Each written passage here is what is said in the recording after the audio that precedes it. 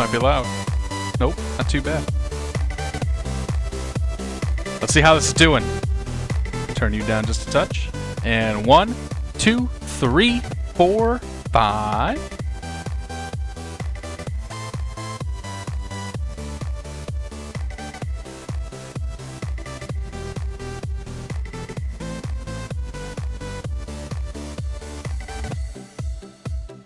Yeah, I'm not happy with that yet.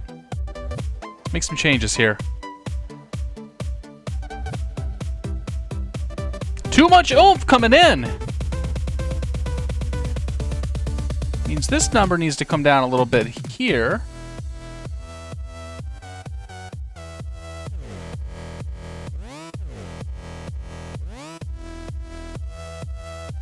How about that?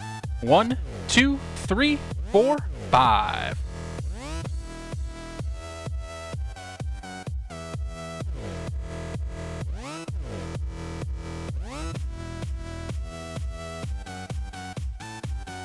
Nope, that didn't do it either. Something is clipping. I ain't sure what it is. Maybe it's here. Maybe we need to do this. Let's come back here. Whoop, not you. The clipping is happening going into the streaming device. We're getting there though. Put you back where it was. Alright, check, check. Yep, okay, that's good. It's happening here. So let's turn you down. Bring you right there. Bring you up a touch. Check, check, check. 1, 2, 3, 4, 5.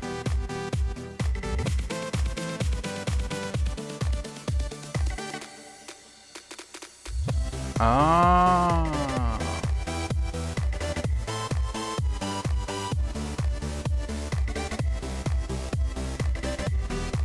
All right, 1, 2, 3, 4, 5. How about that?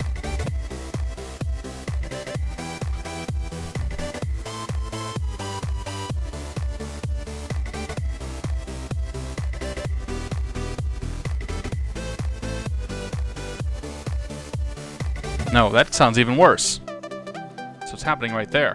Ah. All right. 1, 2, 3, 4, 5. May have to deal with this for today.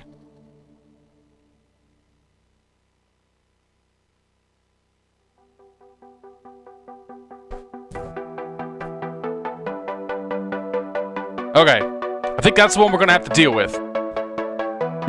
Alright, let's do this. Mute you. And what are we doing here? Alright. Who's here tonight? Ahrix 320's in the house. Flying Topper, welcome aboard. The Ford M's here. G-Man's here. Farmer Medic is here. The Dev Joe is here. Give PM6, welcome aboard. Happy Monday. Oh my god. New at the 11th. Keokin's here. Pilot Guy. I said hello, Pilot. No, I didn't. Hello, Pilot Guy 123. JBS 319's here. Give PM6 again. Lance 742, welcome aboard. Leo the Pilot, welcome aboard. Miles 419, happy Monday. Flying Topper, welcome aboard. Carrot Canada is scary. We're still going to go there though. I saw Cranky in here earlier. Good to see you, Cranky. I saw Sorcerer Dave and Christian. I think I saw Chevy as well. Peaches is here. Quantidin's here. Quantidin's always here. Old faithful. Aussie Benny H is here. We ain't gonna hear you this evening. Bad man streaming right now. Off to study PPL 3. Sorry, man. You should go study. You shouldn't watch me. Swanee39, good to see you, man. Just got done watching all your past live streams on YouTube. Awesome, Swanee. Well, good to see you, man. Happy Monday. Brave Nighthawk's in the house. Steve PHL is here. PHL probably means Philly. No sunburn, though. I got nice and tan. No burns, though. Lumberhacks, welcome aboard, Brennan. Good to see you, man. DCCX Sniper Z, welcome aboard. Kimo is in the house. Chemo. Z-Wall is here. Oh my god, who else do we have? Did I get them all? CJ Call of Duty, or GJ Call of Duty, welcome aboard, man. Good to see you. Ado Tato, good to see you, man. Kyokin, I already said hello to. We're gonna say hello to again. I am Mr. Pickles, welcome aboard. FSX Pilot, welcome aboard. Max, welcome aboard. Oh my Got all the cool kids. Oz Flight, good to see you, man. Happy Monday. The Comms, happy Monday as well. Tuesday in Australia. Well, tell me how it is in the future. I really want to know. All right.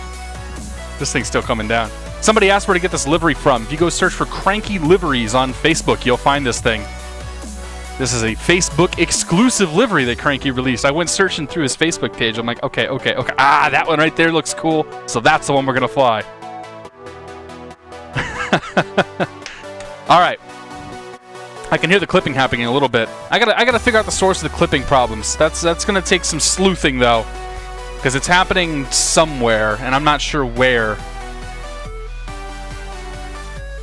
I think it might be that maybe the sound card going back into the streaming PC might be causing some of the issues. So we'll have to tick around with that a little bit. Let's smoke some crack and go like South America. Yeah, man, I don't think so. We might do some Rio flying though. Once the Olympics all start up here soon. Thank you for the link, Chevy. Zach Jewell, welcome aboard. Happy Monday.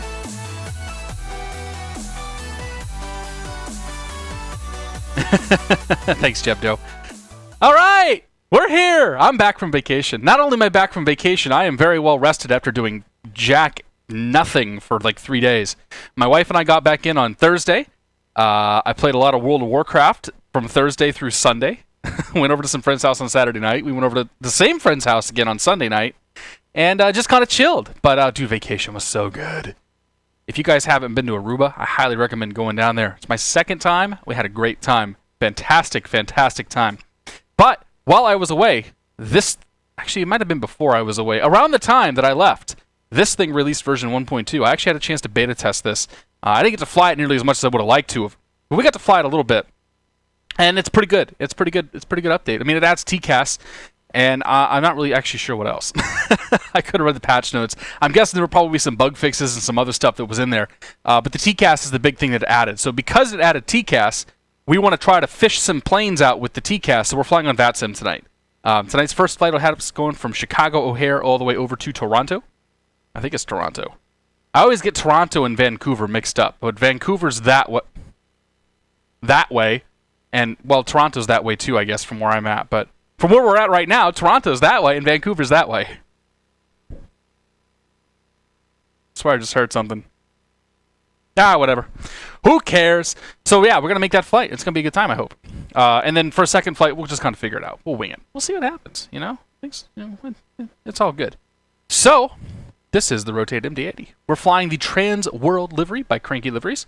I think somebody dropped a link to it earlier. You should go check it out. Cranky makes some pretty good stuff. Cranky's in here. I saw him say hi. And, yeah. I always do that. I mean to be the very dramatic, like, we're going to go right into the cockpit. And I push the button and nothing happens because I'm on the wrong window. So this is it. This is the cockpit of the MD-80. At this point, I think pretty much everybody has seen this plane. This thing was one of those that was definitely flown into the ground. I'm also working on some frame rate problems. Like, there's a little bit of choppiness. It actually looks a lot, I will say, it looks a lot smoother on the stream preview than it actually does on the screen in front of me. So we're going to go with that.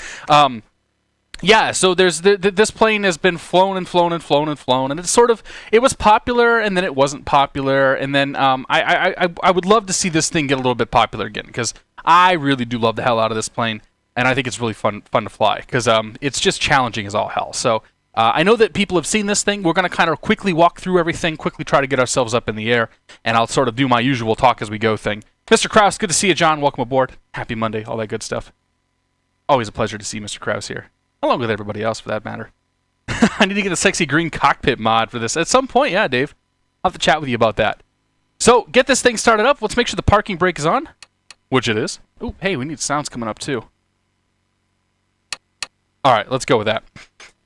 We'll pop over to the overhead panel. I'm not going to worry about GPU. I'm not going to worry about any of that crap. We're just going to start this thing off the battery, the APU, and go.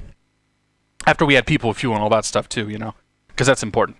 But we're going to make sure 2 gens will come on, and then APU gens can come on. We can turn the external power gens, or external power buses on if we want to as well. It doesn't actually matter. We'll come on over and turn on the battery, like so. Nothing happens, because nothing's supposed to happen. Actually, something does happen. Lights start to come on. The master caution light comes on to say, hey, idiot, you got a master caution. So we have that. We'll go ahead and grab the APU start button. pull that down to start, 1, 2, 3, and then put it back on run. And what we should see is the APU will start to rise, the APU in 1 RPM, the APU RPM, the APU percent RPM, that gauge right there will start to rise. And eventually it'll rise, and this gauge will start to rise, and then they'll both... What I meant to say was, before we start the APU, we want to make sure that we crank on the start pump, and then we can pull the APU down, 1, 2, 3, and we'll see that gauge right there start to rise. And if this were a YouTube video, I would have just cut that right out. But like, yeah, you didn't think that was going to happen, did you? Now the APU is going to start up. And at the point where the fuel should be introduced, I don't know, like 20% N1, we'll start to see the EGT rise. Yeah, there it goes. And now we have an APU coming online. And we know that thing comes online because the cockpits, the whole thing's going to light up here. And it's going to start making a lot of noise. Until then, we're just going to sit here. I took JetBlue down to Aruba. JetBlue runs direct flights from Boston to Aruba. It's the only direct flight I can get there from Boston. But when possible, I try to run JetBlue. John asks, am I still running the Ahrix 480? I am. And it's a good card for everything that's not X-Plane. There's power. As far as to the Ahrix 480 card within OpenGL, has roughly the same performance as the GTX 770. The only difference now is that I have 8 gigabytes of VRAM available to me, so I can crank the texture resolution up, and I don't have to worry about any of that crap. But, yeah, I don't know. I think at this point, you're still better off buying an NVIDIA card if you're looking to do X-Plane. But I don't know how this thing performs in P3 or anything like that. But as far as other games do, the thing runs great. Like, the thing runs all my other games fantastic. And that's what was kind of important for me. Let's turn you off. So this thing's coming to life. We'll grab you, pull you over, and we'll pull this one over. Start get this sucker lit, and get you lit up right there. Yep. Come on down here. We want a little bit on the floods. Not too much. Oops. Oh, oh. Ah! We're not going to use the floodlights next time. God damn it. Crashes will happen in the flight simming world. Sometimes when you least expect them. Yeah, X-Plane. I've heard rumblings of Vulcan being a thing for X-Plane, so we'll have to see what happens. But that's okay. We'll get reconnected here. Not a big deal. Thankfully, the only thing we did was turn the APU on.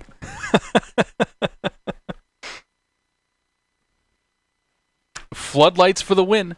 X-Plane Junkie says he's still running a 750 Ti. He's tempted by the 1060. I think the 1060 is a really good value card. I think it's a really good value card. It's a little more expensive than the RX 480. I bought the $250 version of the RX 480. One of the reference cards by Sapphire, I want to say.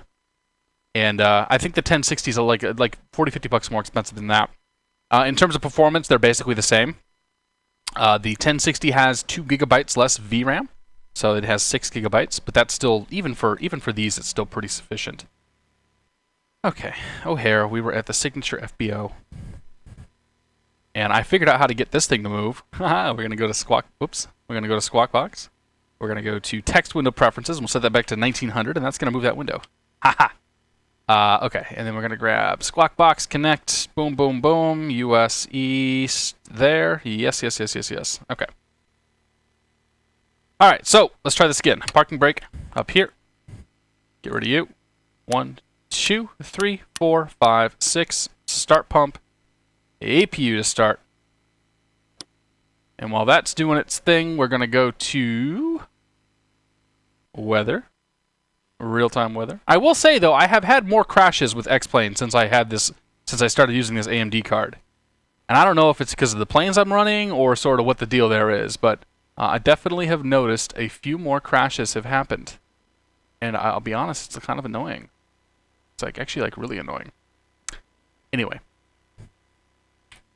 Go back to the overhead panel. APU is not coming up at all because we forgot to turn the battery on. And then we'll grab that. And there goes the APU rise. All right, so that's good. We got the start pump switch on. That's good. Let's try this again. Bonanza, dude. Good to see you, man. Welcome aboard, John. Too many Johns in the house. Hex Load. Happy Monday. Good to see you. Drew, the Mad Dog pilot. Welcome aboard. We're getting there. We're getting there. Good to see you, man. The real Sir T's in the house. So is Captain Tony Stark. Welcome aboard, guys. Lucky Pilot's also in the house. Yeah, it probably is AMD graphics drivers. I mean, honestly, it works fine for everything else. And like X-Plane is pretty much the only thing nowadays that actually uses OpenGL. Like OpenGL is kind of a dead platform at this point, so I don't really care. Like I still think the RX 40 is a fantastic deal. I think it's a really, really, really good value for your money for what you get.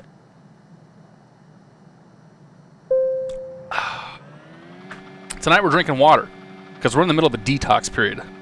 Old Catstrator spent way too much time drinking alcohol the last few weeks. All right. Now, did we get the weather? We got the weather. Okay, great. All right, so let's try this again. Let's get rid of you, and let's pull you over there. Let's pull you over there. Pull you over there. We ain't gonna touch the floodlights this time. Turn that up. Turn the panel lights up just a touch. All right, and that's good. That's good. That's good. Okay, overhead panel. We'll run down the list here. Left side, we don't need to worry, but we already set the power. We're gonna pull the APU air on. We're gonna go ahead and turn the start pumps off. These guys can all stay where they are at. We'll bring one of the fuel. We'll bring one of the fuel pumps on there. Snow moking sign can come on. We'll get the IRS alignment here in just a moment. We'll grab the logo light on. We'll turn on the yaw damper. We'll turn on both the bleeds here. We will leave these alone. Leave the pressurization panel alone for the time being. And the bleeds aren't actually doing anything until we pull those two levers up right there. So that's good. Now we'll go ahead and grab the IRS alignment. We'll put that over to nav. Right there. Come on down to the FMC. Position in it. Clear that del and then clear. And we are at KORD. K-O-R-D. R-D. Grab you. Put you right there. And that's going to go ahead and align the IRSs. It'll take about 30 seconds for it to do its thing. We're going to CYYZ. YYZ. Right there. Activate that. The route that we are taking. Once I go find SimBrief. We're going to eBake. We're going to the Easy Bake. eBake. That's a very strange name for an intersection. But whatever. To Wismo. S-M-O. And then we are going to posts. P-O-S-T. Oops, not pots. P-O-S-T-S. Go to the next page. Put that right there. From there, we're going direct to Patty. P-A-D-D-E. P-A-D-D-E. After Patty, we're going to go to SVM. Sierra Victor Mike. After that, we're going to go to Query. Query. How do you guys say that? That's a weird word. And in the IT world, you have like 20 different ways of saying the word. I say query. But it's actually not spelled query as you normally would expect. It's Q-W-E-R-I. Q-W-E-R-I. I would say that's query, but I would say a SQL query is a query. That's going to be our... We'll talk about that later.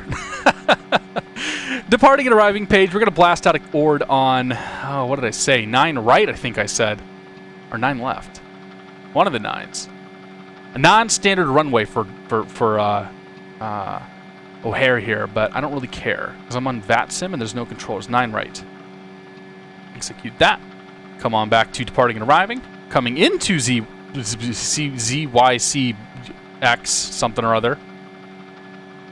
Oh dear. On 3-3 left. Then we're using the Nuber 1. Nuber 1. Transition's going to be query. And we're going to grab the ILS. 3-3 left. Do we need a transition on this one? That's a good question.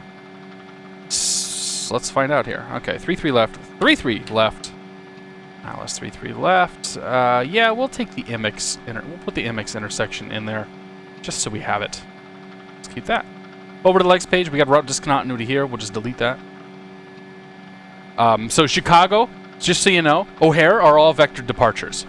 You blast out on a heading, and they vector you around and do whatever they have to do, and then they give you direct to a point, and off you go. Did they fix the progress page in the FMC? I don't think the progress page has been implemented in this plane. I don't think it's been implemented, so probably no. Delete you. Okay, we have altitude restrictions, we got speed restrictions, we got everything else looking good there. Great, execute that. All right, let's put some people and fuel in here. SimBrief is telling me that Okay, so we're going to have... Where's my fuel? We're going to have 21,500 pounds of fuel. 21, that's a lot of gas, but that's okay. We're going to have 21,700 pounds of fuel.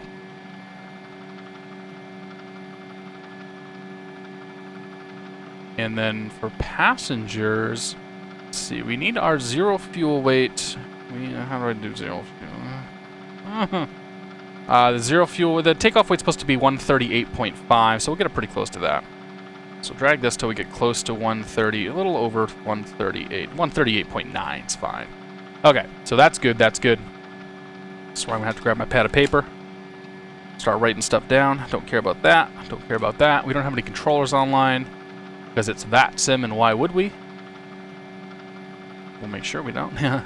Oh, there's somebody that. I don't know what that is. Well, you can't see that now. So there's that. And then we'll go to InterRef. Why are we in kilograms? No. We're not supposed to be in kilos. We're supposed to be in pounds. There we go. Okay. InterRef. There we go. Fuel pounds. Zero fuel weight. Reserve of like, I don't know, 7.0. Sure. Cost index is probably not going to matter because it's not going to give it to us. Nope. It's going to say Mach 0.77. So we'll say a cost index of 33. We're going up to 310. It's a very optimistic flight level for this. But okay. It's only going to take us 4 years to get up there.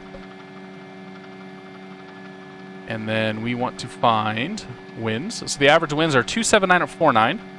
So 279 at 49. And the ISA deviation is positive 15. Good there, good there. Okay. We go to takeoff. We are not going to flex the takeoff because it's really goddamn hot outside, and I don't trust this plane to do that.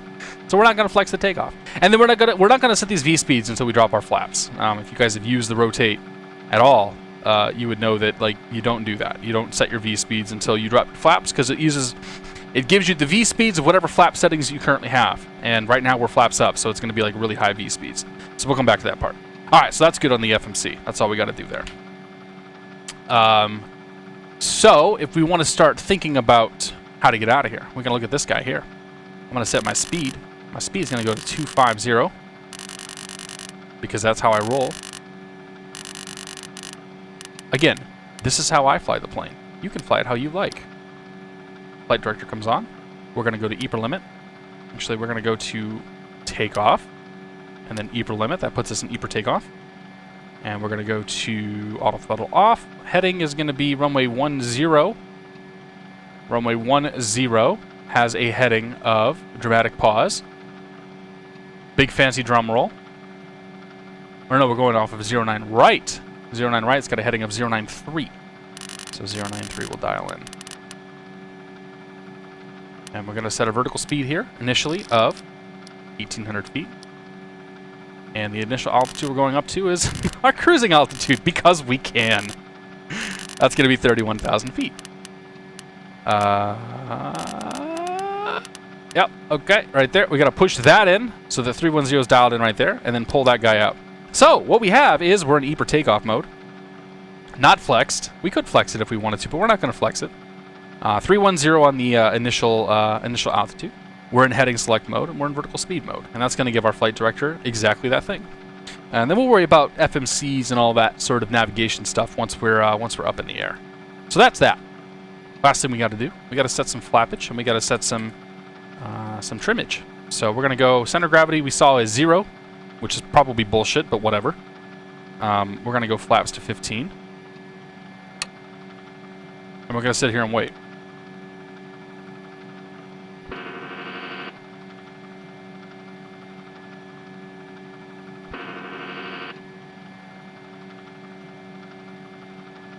Yep. Just going to wait till that green arrow aligns with that black arrow. Good there. And this all does something too, but I don't know what it is, and I actually don't care. Lastly, we're going to do a set of transponder. Transponder 2, TARA. Set for 2,000. That's good there. We'll go ahead and, hey, here comes the moment of truth. Does the TCAS work?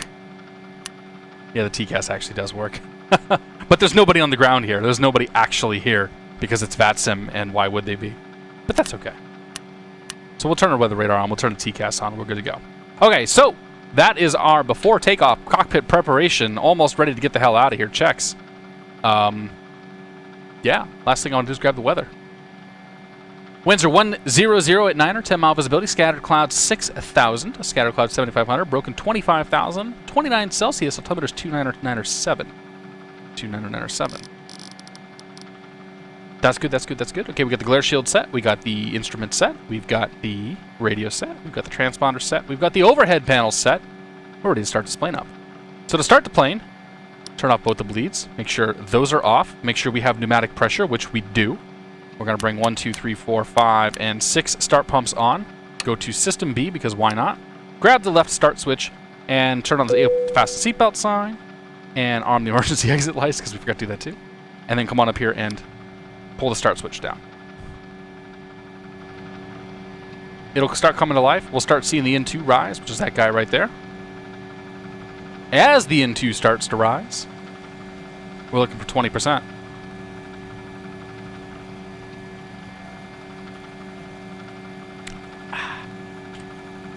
We're still looking for 20%. There's 20% right there. We'll go ahead and give her gas.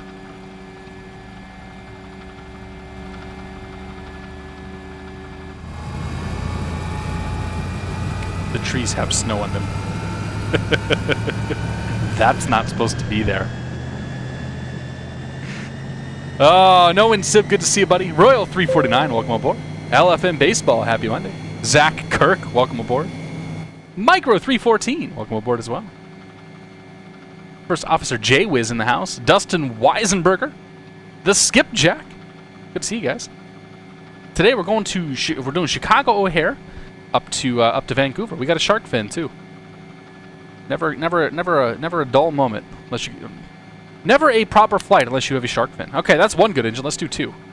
So we'll turn right starter off, pull you down, bring you down, turn left starter on. We'll start to see movement on left engine. Flap! Good to see you, man. Flight Say Tech. Good to see you, Tyler.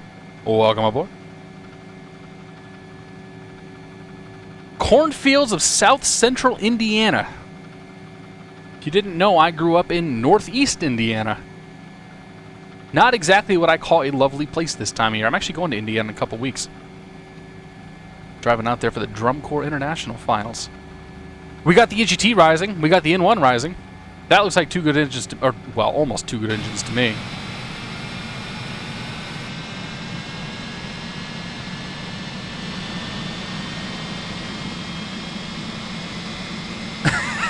Make sure I miss the altitude on the MCP so I can blame the developers. Yeah. Oh no, our livery changed. We gotta set that back. Because it's not FSX, we can do that. Ha-ha! Alright, let's pop in here. Maybe it was Cranky's livery that crashed my sim earlier. Alright, that starter can come off. You can go up there. Engine igniters can go to off.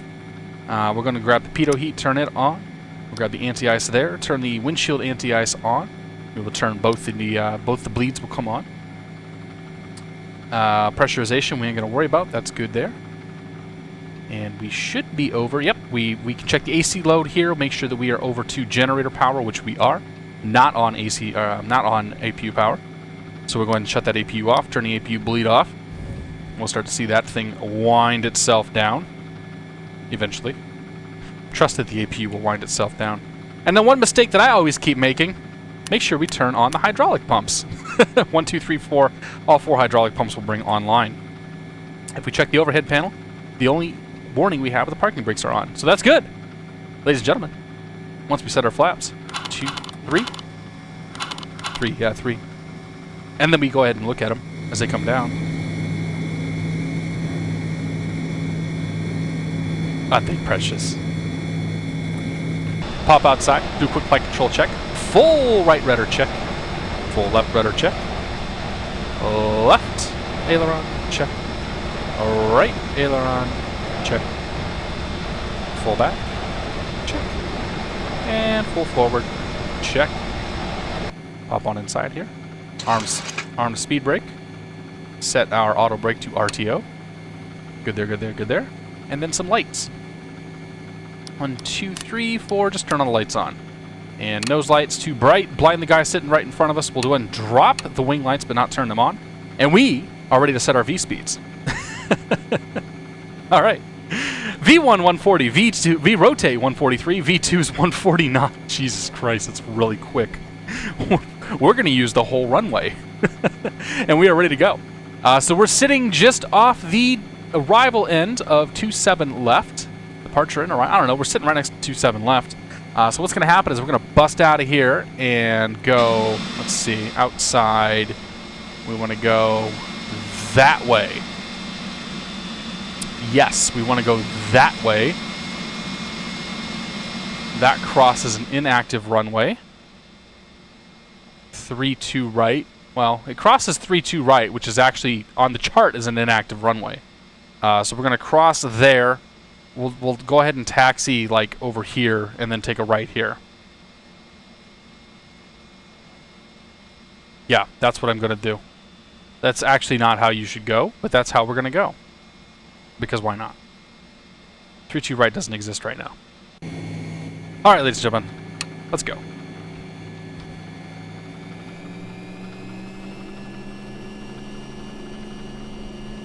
Pack slowed. Good to see you, buddy. Thanks for joining us, man. Have a great night. You're missing the best part. You watch the setup, you watch everything, and then you miss the takeoff. But whatever works for you, man. Gavin K42, good to see you, buddy. I should start making PA announcements, I know. Ladies and gentlemen, sit your ass down. Put on your goddamn seatbelts. That thing under your well, don't pull the strings on the thing underneath your seat. And yeah, booze will be served soon. All right. Make a left turn up here. Do some ghetto taxi. Ghetto taxi. Yeah, dude, Ord's kind of a piece of crap. I really hate this airport. Like I've flown through here so many times. Because I used to live in this area. Oh yeah, one thing. When you set your V speeds, make sure you hit the exec button, or your bugs won't set. Yeah, I've flown through Ord a bunch of times. I've basically hustled it through this airport more times than I care to count. And I am not a fan. Truly not a fan of the airport. All right, 3-2 right. Why are we crossing? Okay, yeah, 3-2 right. We're going to take a left on 3-2 right. I know it's closed on the chart, but we're going to take a left on 3-2 right. If I had the choice, I'd probably just take off in this runway. But we won't do that because that would be wrong. And check to the left. There's nobody coming over there. There's nobody coming over there. Okay, great. Cross here. Next up should be hotel. We'll make a right turn on hotel. It's going to be right here.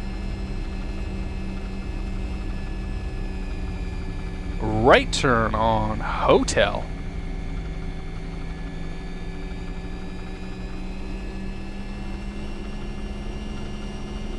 One of the things you can do while you're taxiing and board out of your trees, if you're in this plane, you can advance the throttle all the way forward and make sure you don't hear butt flaps.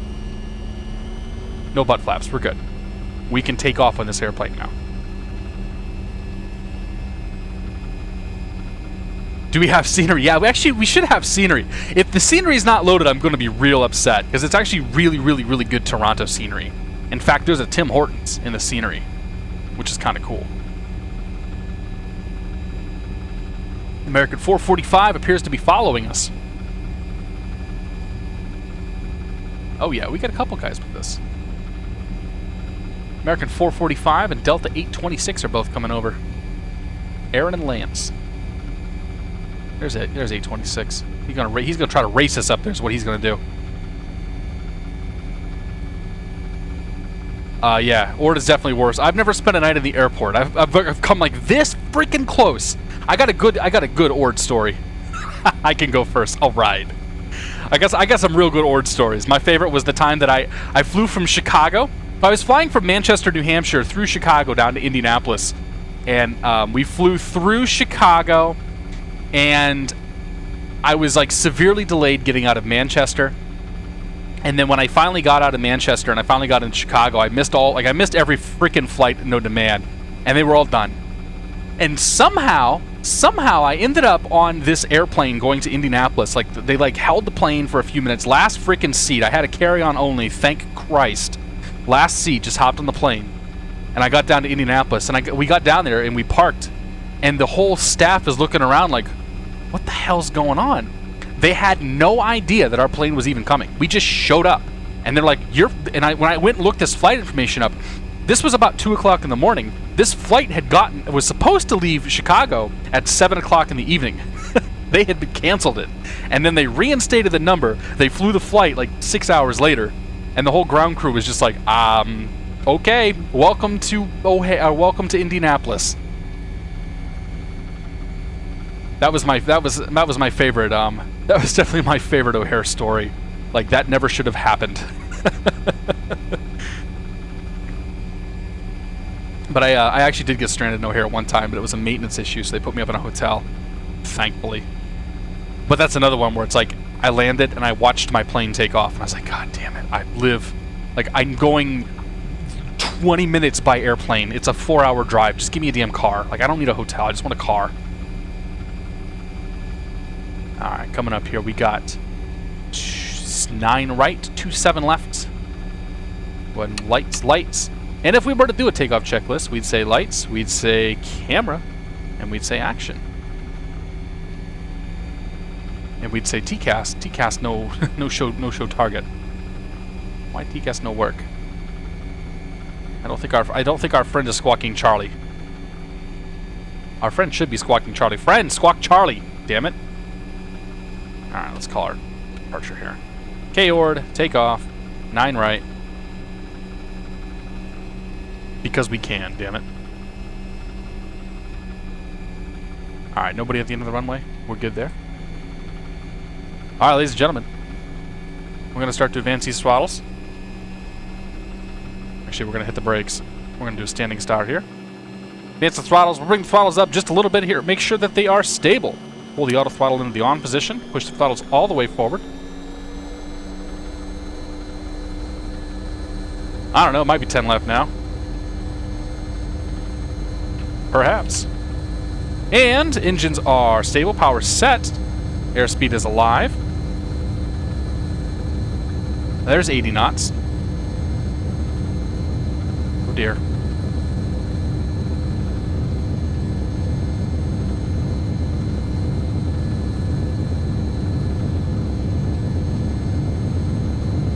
Make sure you hold that stick forward or else the nose is going to go up on you. There's a V1, and then there's a rotate. If we had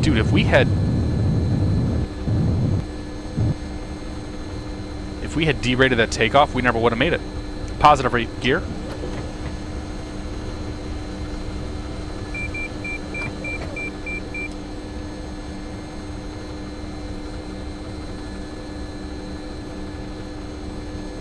Go ahead and get ourselves up to about 2,000 feet. At 2,000 feet, we'll accelerate. Put ourselves in climb mode.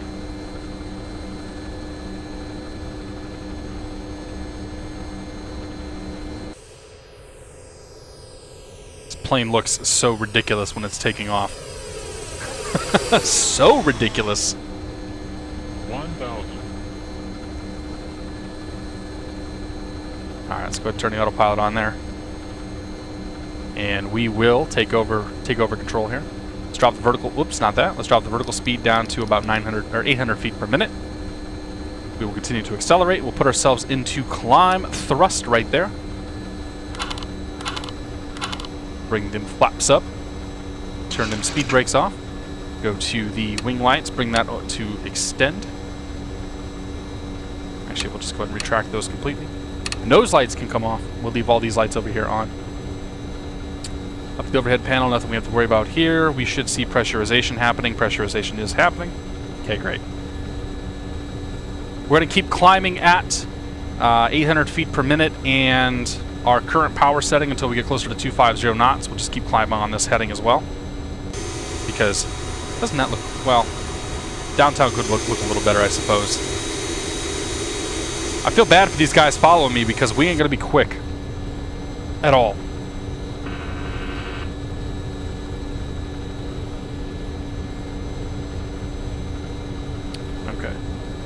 Still accelerating.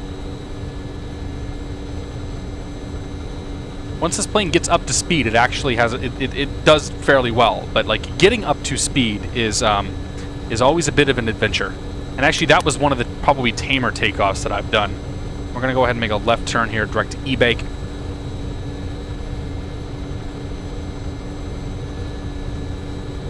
Careful as not to fall out of the damn sky.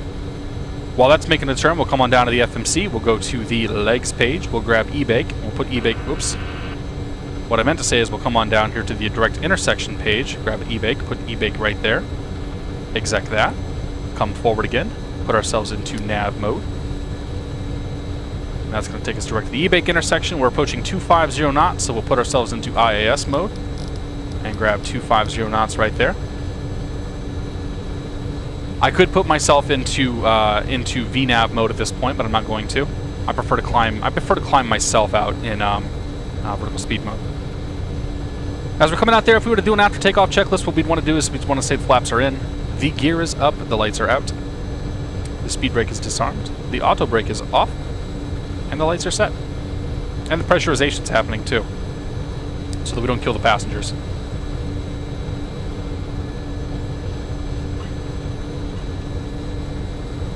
Alright. And that's that. We'll see you, Chicago. It was fun. It's quite a lot of chatter happening here. People talk too much. That plane looks so good, man. Cranky, dude, if you're here, man, that livery looks awesome too. Alright, how we doing? About 2,000 feet per minute, climbing through 5,000 feet, 250 knots. Direct to the E-bake intersection, we're looking pretty good. No weather to speak of just yet. I don't know if we actually have weather to contend with today. Torpedator, good to see you, man. Air Daddy, welcome aboard. A Wood 018 or 0810 in the house. Good to see you, man. Black VQ, welcome aboard. I am flying over your house. That's cool. I don't know, DC-10 bound. Started rolling down the runway. They coasted to a stop, set up the turn for 2 hours, trying to figure out what happened. Turns out number 3 engine overheated. Well, JBS, you lucked out then, man. I'm so happy I didn't have to fly on some of those old planes. There's 7,000 feet. We are not climbing fast at all. Giving her all she's got, Captain.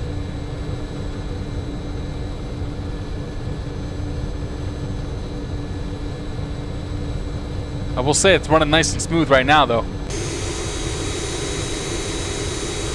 As we get away from that city over the water here. I don't think the reflections are supposed to be on, but okay. Maybe that's causing me some problems. SkyMax cloud reflections. Oh dear, you guys need to stop talking. That window popping up is really starting to rub me the wrong way. Okay, we got eBay coming up. Yeah, so we're just gonna watch this thing climb. Rudyism, good to see you, man. Happy Friday or Monday. Happy Monday. Today's Monday. Welcome aboard. Hornet driver, good to see you, man. He's been on a KC-10. Nice. Skipjack flew Boston to Seattle in the 722. Jesus, man. That's a long flight in that 727. Of course, I guess it flies like Mach 0.9, so you're good.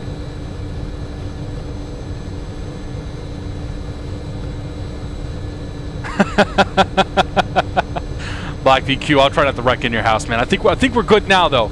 We're over the water, so I think we're okay. Brandon at 1018, good to see you, man. Welcome aboard.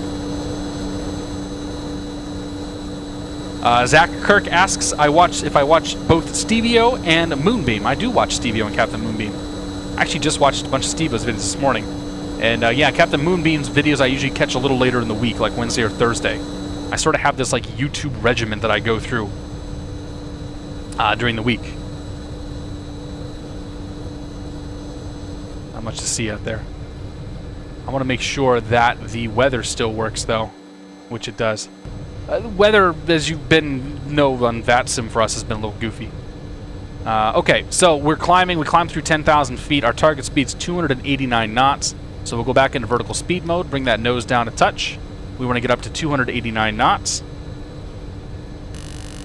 289. Once we get closer to 289 knots, we'll put ourselves back into IAS mode and we'll climb at that speed.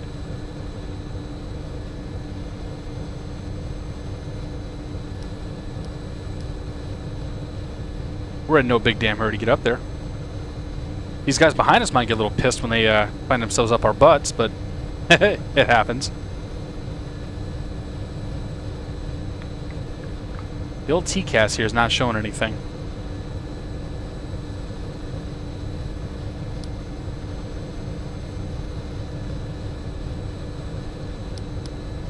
That doesn't mean there's nothing out there. They're behind us, so I suppose that's probably fitting. Alright, how we doing here? We're coming up. We got, what, 270 right there?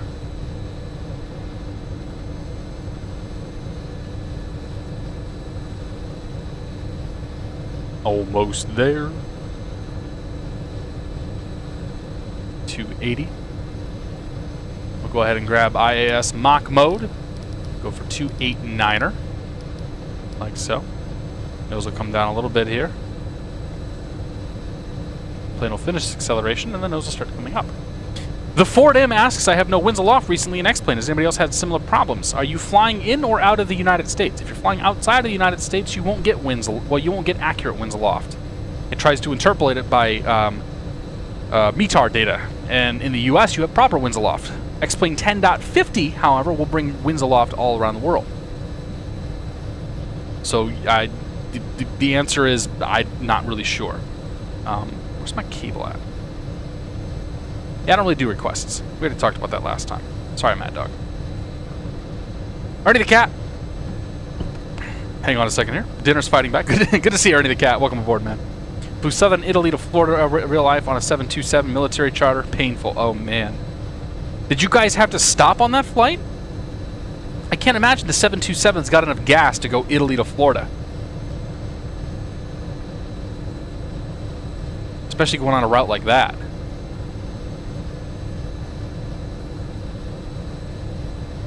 Had the issue inside the U.S. It might just be the data that they're pulling. Then I use FS Global Real Weather, and yeah, I use that to pull all of my weather data. So I'm not a good person to talk to about winds aloft and all that stuff. What are we? 200 miles out from top of descent. Okay, I can deal with that. This is going to be a pretty short flight, all said and done. Maybe about an hour or so. Some good wing flex going on right there, though.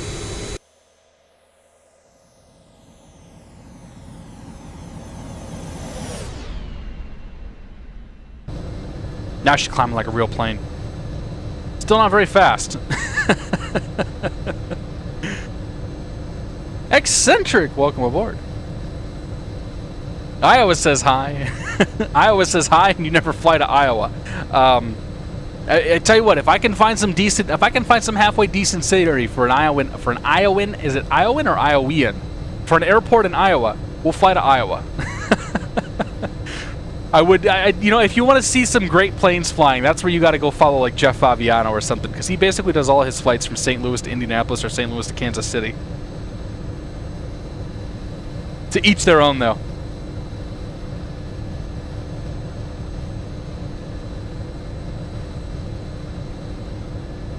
It's got 2,500 nautical miles according to the FlyJSim. I see. Brave Nighthawk, I'd like to do two. It's going to depend on what time we get to Vancouver. We might do another short hop. Vancouver down to, I guess there really is no short hop from Vancouver unless we head back to like Detroit or Cleveland or something. I don't know. We'll worry about that once we get a little closer. For the time being, I'll just enjoy the view. Enjoy the view in this flight. Get our nice sunset here pretty soon. Actually, I think the sun is starting to set. So about the time we get to, not Vancouver, Toronto. About the time we get to Toronto, I think the sun's going to start coming down. And as of right now, there's no more controller. There was an approach controller that was online earlier. We don't have that right now. So we have no controller. That means we're lawless. We can do whatever we want. Air Daddy says he's following us to Pearson. Awesome, man. Dom 2146, welcome aboard. We just left Chicago O'Hare. We're flying up to Toronto. Firefighter Kyle John, good to see you, man. He says Iowan. Okay. Good to know. It was just stormy, but I don't know if it's going to remain stormy. Is the thing in Chicago or in New York. I was thinking about New York earlier, but the thing is, okay. So here, let's real talk time. These are your New York airports, right? Right here. There is quite a lot of weather down there, but that's all going to be gone in an hour. So we're going to be another 45 minutes or so getting up to Toronto.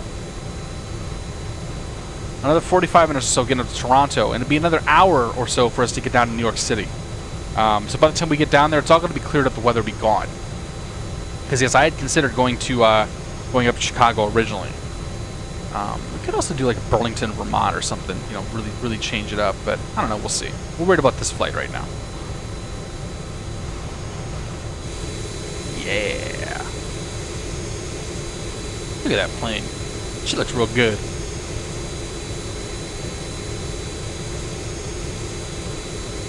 No pilotage tonight. Well, so the big feature that on the Rotate MD-80 version 1.2 is the TCAS, and the TCAS don't work on pilotage.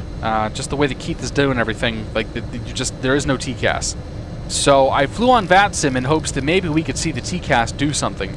I'm not sure that's going to happen because the traffic that we're seeing is not close enough to us to actually make a difference. I should have asked one of those dudes to go out in front of us, then we could have seen them on our TCAS. As it stands, maybe they'll just blow right past us anyway, because we're not going very fast.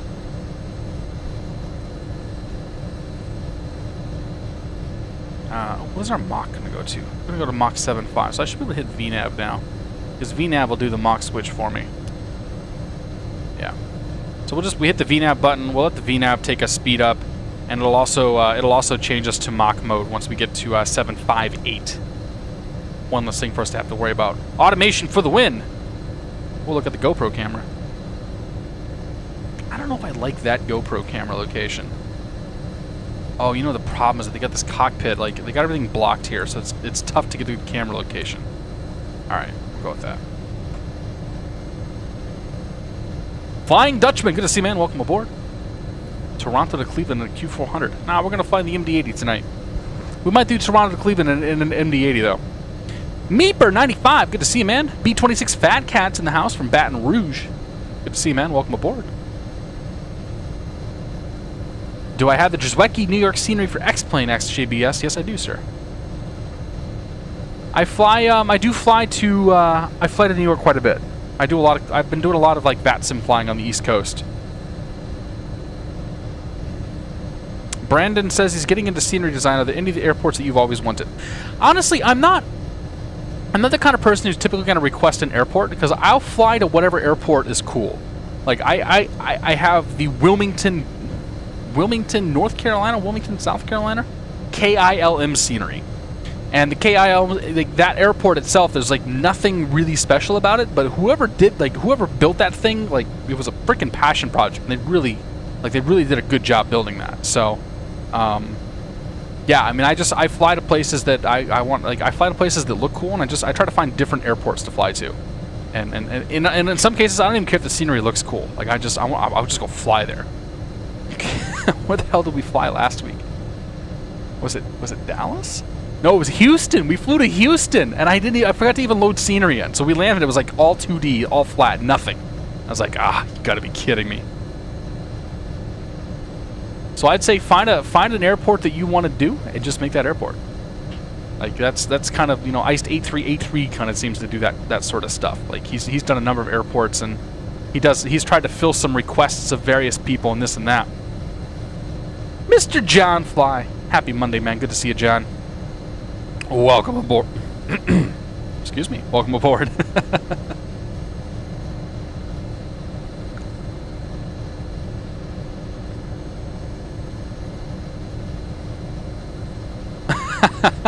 Awood says, can I tell Jeff to do more fly with me? I'll try to my best. I'm trying to get Jeff to do more flying with me. Our schedules just have not aligned very well. So, yeah, I know that Jeff wants to... I'm pretty sure Jeff wants to do more flight sim videos. The problem with the flight sim video is that it takes a very long time to edit one of those suckers. So, like, the 727 video that I put out a week ago took me about 8 hours to record and edit. And that's a lot of time when, like, for him dedicating a full-time job to it, like, that's a lot of time to put into one of those videos. And I think that I know a lot of his fans and whatnot want to see, different things, but yeah, I'm sure he'll do some more. It's the busy season right now. It's the summertime. Ain't nobody got time for anything. I'm out of water. It's a problem. I could fly to Oakland one of these days. I could fly to a lot of places. So for a day, flew to JFK twice yesterday. One of the 318, one of the Concorde. Nice, dude. Nice. Well, I see Boston Center just came online, so we could always fly to Boston. Might get some weather in Boston. Although I don't think so. I think all the weather's going to miss us again today. We really need rain. Came back from vacation and my grass, like, I've been gone for 2 weeks. My grass didn't grow at all. Like, it was in exactly the same state as it was before, except it's all brown now. Air Daddy asks what runway I'm landing on. I'm planning for 3-1 left.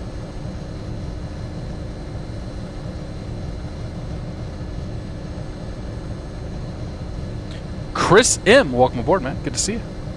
Dude, I love the MD-80. I really do like this plane. It's good stuff. We're climbing out of O'Hare, flying up to Toronto.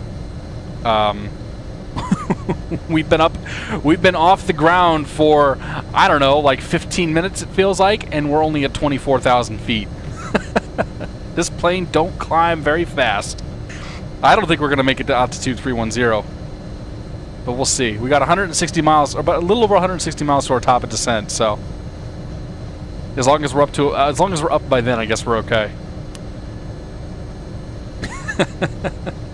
But yeah, I think this plane's pretty cool. I do enjoy flying it. Don't mind me. I didn't really get sunburnt when I was on vacation, but I did get a lot of sun on my back, and it did dry out, and now it itches a whole hell of a lot. I got this awesome back scratcher. I'm just going to use the hell out of this thing. You guys have to deal with it. Boston does have some fun approaches. Yeah, I think they're actually coming in right over top of my house right now. Let's see here, if we were to look at flight radar, radar 24, and we go to KBOS, which is already filtered. Oh, maybe they're not coming in over the house. Nah, they'll land in 27 now.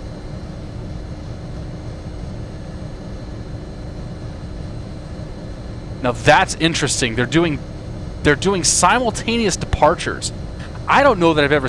Are they not? No, wait, they're not. They're blasting everybody off of 22. They're blasting everybody off the left runway. That's interesting. Dude, look at that line of traffic. Holy fuck. So they're landing on 27, and they're taking off 4 left. Usually they take off 4 right, so this is real weird. So as soon as JetBlue 766 is out of the way, we're going to see WOW 126. WOW Air 126 takeoff. What is the Heavy doing? Oh, he just landed. So he just landed on 4 left. So I guess they're bringing some guys in 4 left. I don't know. I live right around here in this area. And I literally live underneath this, like, this line. And they fly right over top of my house all the time. It's kind of cool.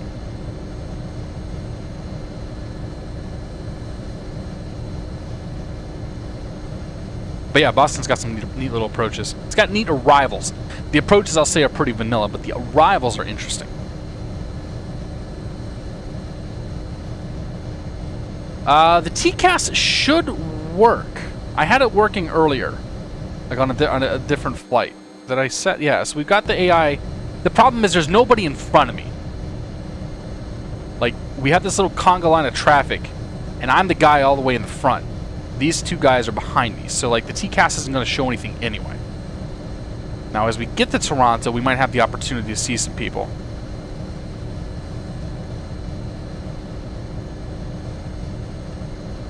But we will see. Oh boy. Don't start that already. Holy crap.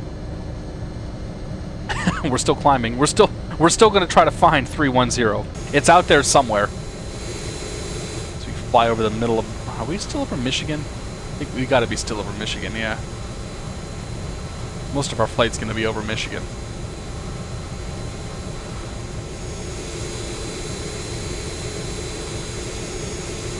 Joe Nurse, good to see you, man. Happy Monday. Callum's in the house. Welcome aboard. So is Huff Daddy. Huff Daddy, we left out of K-Ord. O'Hare.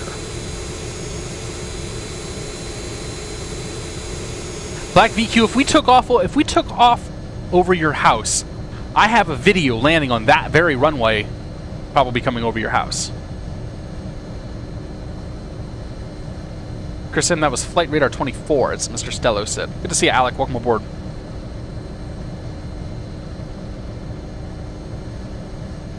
One go out of my house. Nice, Dom. What arrival into Logan do you fly over the Cape? That's gonna be, so it depends. If we take a look at Boston, let's see here. So we'll go to airports, we'll go to K-Boss. There are a few different arrivals that come in over the Cape. Update.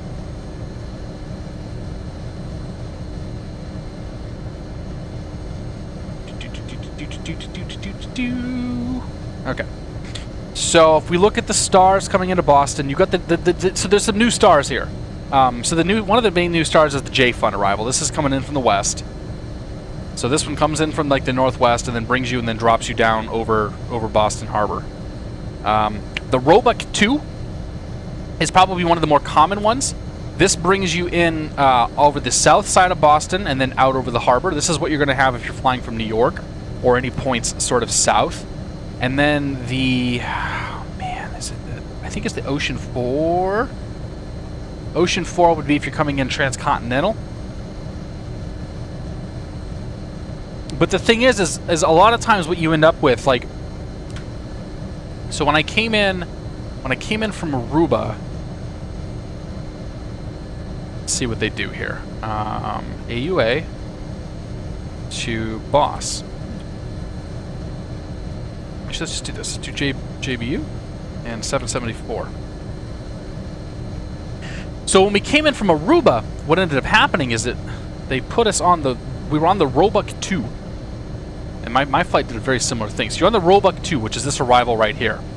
And you'll notice the Roebuck 2 doesn't actually have anything that comes in over east of the city, like that. So really, you don't actually get the Roebuck 2, because the Roebuck 2 would take you all the way up to New York City and then up the coast this way. They're actually just vectoring you here.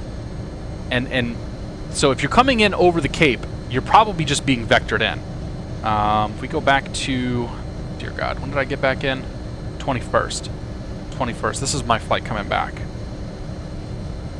And so we just came, like, we blasted in just outside the Cape. And this is the same thing. Oh, this was the Ocean 4. So we were given some vector up to the Ocean 4. Ocean 4 RNAV. From Ferns. Is Ferns even on there? I don't know where Ferns is. Oh, there's transit. Oh, I see. Oh, you know what? Interesting. Ah. We figured it out. It's the Ocean 4 arrival. So there's these, I guess there's the Ocean 4 arrival, which takes you out past the Cape, and that's probably the one you're thinking of. So you run one of these transitions, and then you end up bringing it in on the actual arrival itself. But so we would have come in on Ferns, which is right here. So yeah, we were given like basically direct Ferns, which brought us on the outside of the Cape. But nothing actually comes over the Cape because there's an active like U.S. airbase and a couple of airports that are right there. Mystery solved. 1,900 feet to go. We're climbing at 500 feet per minute. I have some. I don't know if we're actually. Are we legal right now? don't know if we're going to make it to 31,000 feet. But I guess we'll see.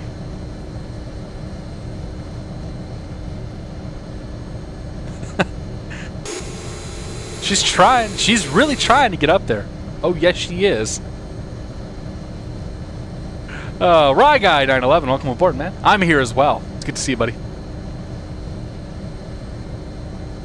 You got an excess data on your screen, so make less data. Turn some points off. Turn your waypoints and all that stuff off. Huff Daddy says he's doing his favorite thing, watching and flying X-Plane while eating Pop-Tarts. Okay, then. None shall pass. Big D, welcome aboard, man. Happy Monday. Good to see you. Where are we going? We're headed to Toronto, Rye Guy. Right now we're going up to 30. We're trying to go to 31,000 feet. It ain't happening very quick, though.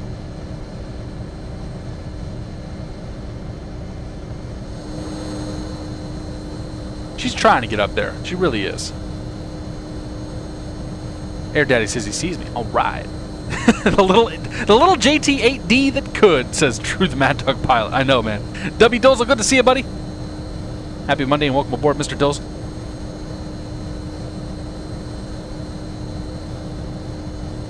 None shall pass, Big D. It's good to be here as well. I missed you guys. I really did. I was gonna stream. There was a couple times I wanted to stream this weekend, but I just I don't know. I was so worn out after the trip. We got in Thursday evening, and Friday, I was I couldn't even form a damn sentence. I didn't talk to anybody Friday. I went the whole afternoon and most of the evening without talking to anybody, and then I had to meet my wife someplace, and we were talking to a friend of ours, and my vocal cords weren't functioning properly. I was squeaking and cracking, and it sounded like I was prepubescent and back in high school. And yeah, it was kind of embarrassing. But it was a good day still. So I didn't end up streaming. I didn't end up really do much of anything that day.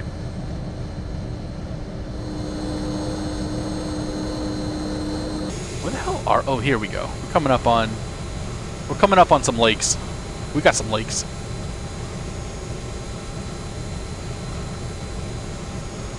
Yeah. So this is Detroit. Oh, that is Detroit right there. Do we have any Detroit scenery? Not a chance. Not a freaking chance. Alright, so we won't go to Detroit.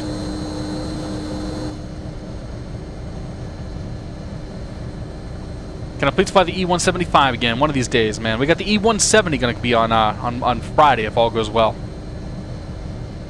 Idahoan Trucker, good to see you, buddy. Yeah, we'll probably do another one. Because I think we're only about maybe 15 minutes or so out of Toronto, so I don't know. We'll head to Detroit or we head to Cleveland or something close, maybe even Pittsburgh, and just do a little quickie.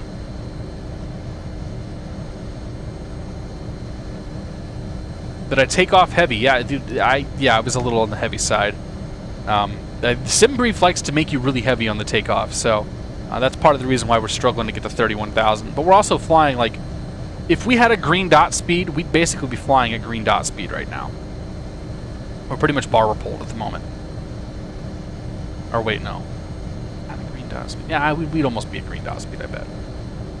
We ain't going very fast. That's alright, though. Good time to just chill out, you know? Take it easy. The Ford M, do I plan to keep doing 2 streams per week or down to 1? I'm not sure, man. I'm doing 2 this week because I didn't get to stream last week. So that's why we got a Monday going. Monday and a Friday this week. And from here on out, it's sort of a wait and see. I have another trip coming up soon, so there might be another double, but once a week is definitely my goal. A second stream down the road is going to be something that's not flight sim, most likely. I'll probably keep Fridays to flight sims, and then we'll start doing something else during the week. My issue, though, is that the summers are so damn busy for me. I have so much stuff going on during the summers that I can't reasonably commit to 2 days a week right now. That's what it comes down to. Passengers are waiting for the seatbelt sign. Oh, you're right. Yeah, we can turn that off. All right. Seatbelt sign's off. Get up, move around, take a piss, do whatever you got to do. Watch that sunset happen. That's what we're going to do.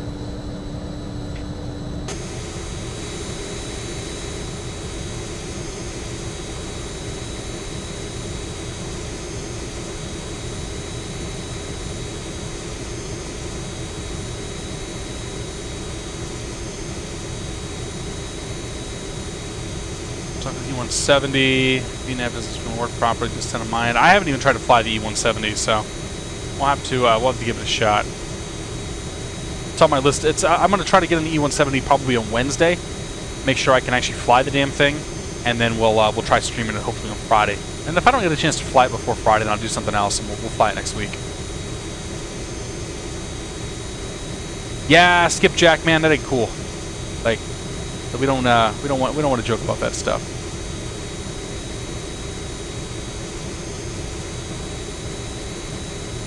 This MD-80 is the Rotate MD-80 version 1.2. This was just released sometime in the last couple of weeks. I don't know exactly when it was released. I got an email from the dev. There's an OTS now for Ryan Austin and Miami approach. I was almost going to go to Miami. I almost went to Miami. We would have given him some traffic for his exam. That's too bad.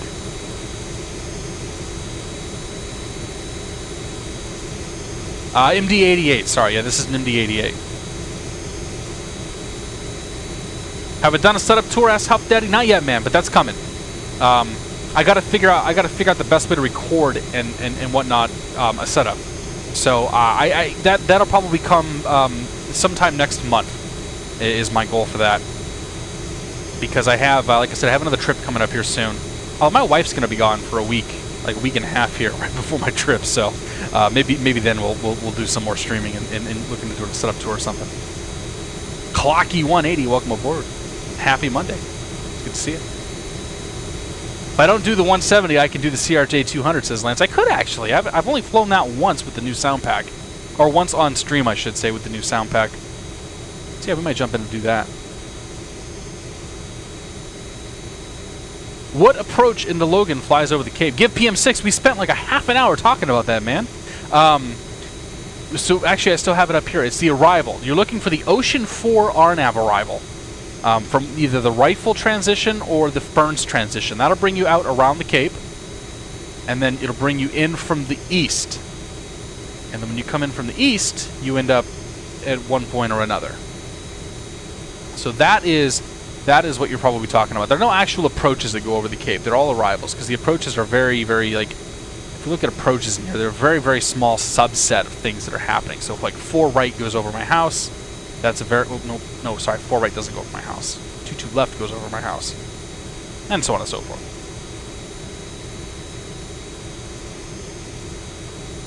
Speaking of arrivals, and we got a little bit of time here.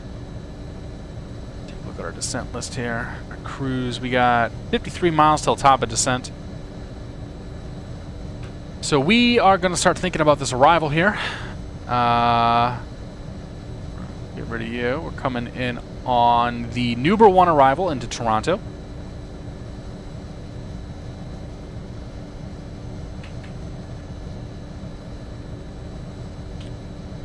Nuber 1 arrival, we're coming into runway 33? Was it 33? I think it was. Just check and make sure.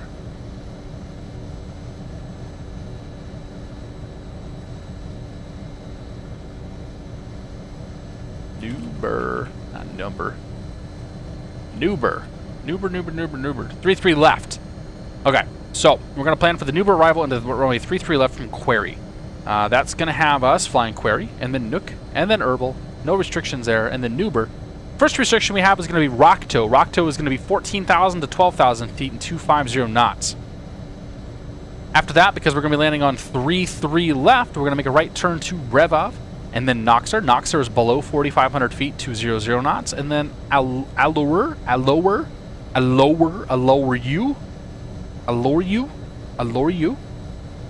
you at 3,200 knots.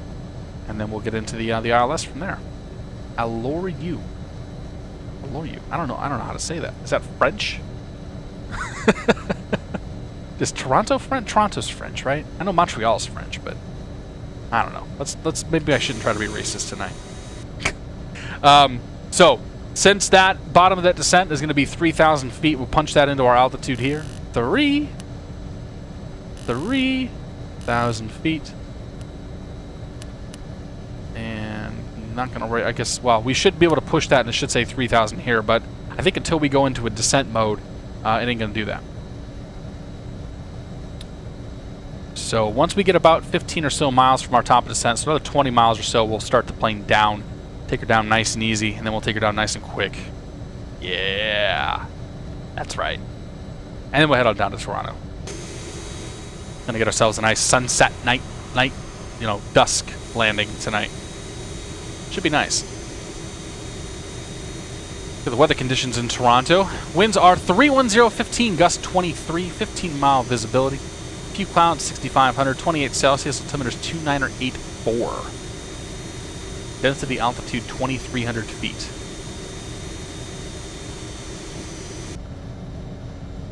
Toronto is English. Okay. Oh, Lance Sim just crashed. Sorry to hear that, man. Will I ever consider flying at the same bars using the Twin Otter? The thing is the island hopping streams always sound a lot more romantic than they really are. Because when you do island hopping, you see some land, you see an airport, and then you see a lot of water. A lot of water. And then you briefly see an airport, some land, you land on it. Like, if I'm going to fly low and slow, I'm going to do it somewhere where there's a little bit more action, a little bit more activity happening. The idea of island hopping just doesn't really appeal to me. We might do something where we take like the E1000 to Hawaii or something and start and do some hops there, because then we can get some altitude and whatnot between. But yeah, I don't see myself doing that.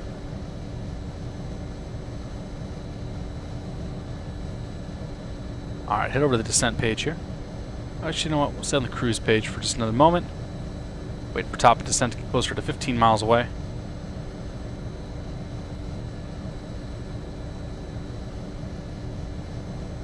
Ship 2000. Good to see you, man. Happy Monday.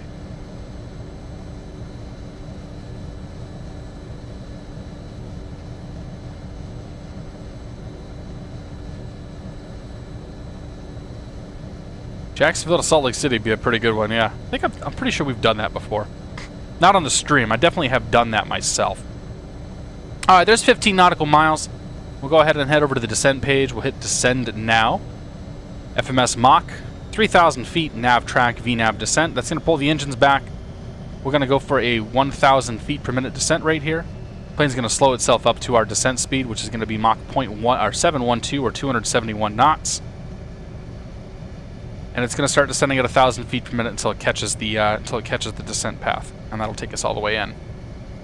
And honestly, the VNAV on this plane, and this is going to be a total like knock on wood scenario. The VNAV in this plane tends to behave pretty well. I haven't had too many issues with it since the the updates and all that stuff. Obviously, the first version of this plane was kind of not fantastic. Could always do some shuttle. There's a lot of things that we could do. Huff Daddy, we've been right around 100 viewers all night. If I go look at the YouTube numbers will push us over 100 easily. I don't really care about the view counts, to be honest. So here's the thing. About a year ago, I started doing the simulcasting, where we send the stream to both YouTube and Twitch, and then I publish the stream over on YouTube after the fact. And what I found is that I'll have maybe 500 or 600 people over the course of a night that'll come in and watch the Twitch stream, and we'll have 100 simultaneous, 150 simultaneous, whatever the number happens to be. The freaking YouTube though, the YouTube VODs, man, those things get between like 3,000 and 6,000 or more hits. Like, if you want to, if I cared about numbers, like that's where the numbers are at. But I like talking to you guys better. And my opinion, we got 111 now, so we've grown, we've gotten bigger. Frame Tuna, good to see you, man. Welcome aboard. Efrain DeVita, welcome aboard. Got the fly on a TWA MD-80, nice. I mean, like in the Twitch streams, and you'll probably notice this with other streamers, as long as you've got a group of about 20 to 30 people in, you've got enough people to have a conversation with. And in some cases, like while I'm doing stuff and I'm busy and whatnot, people can sort of talk to themselves too. So, having hundreds, 200s, whatever it comes down to, like more people just means more chatter, and it actually makes it more difficult to follow the streams. But I'm happy that all of you guys come and now you guys stick around. And I'm happy that all the YouTube people watch the VOD after the fact. Hello, YouTube people. I'm very lucky that somehow I get away with doing this. Like, I swear to God, there's practically nobody that's able to get away with just dumping their live streams, and for whatever reason, all the people on YouTube seem to love it. So it's pretty cool in that regard, because it means that I can do more live streams. Like if I couldn't just dump the live streams and I really wanted to pull in like a YouTube audience or whatever, like I'd have to do significantly more work to maintain that YouTube presence. And we're talking like, lots of editing, lots of videos and this and that. And I just, honestly, I love just firing up the stream and going someplace and talking to you guys and whatnot. So, yeah.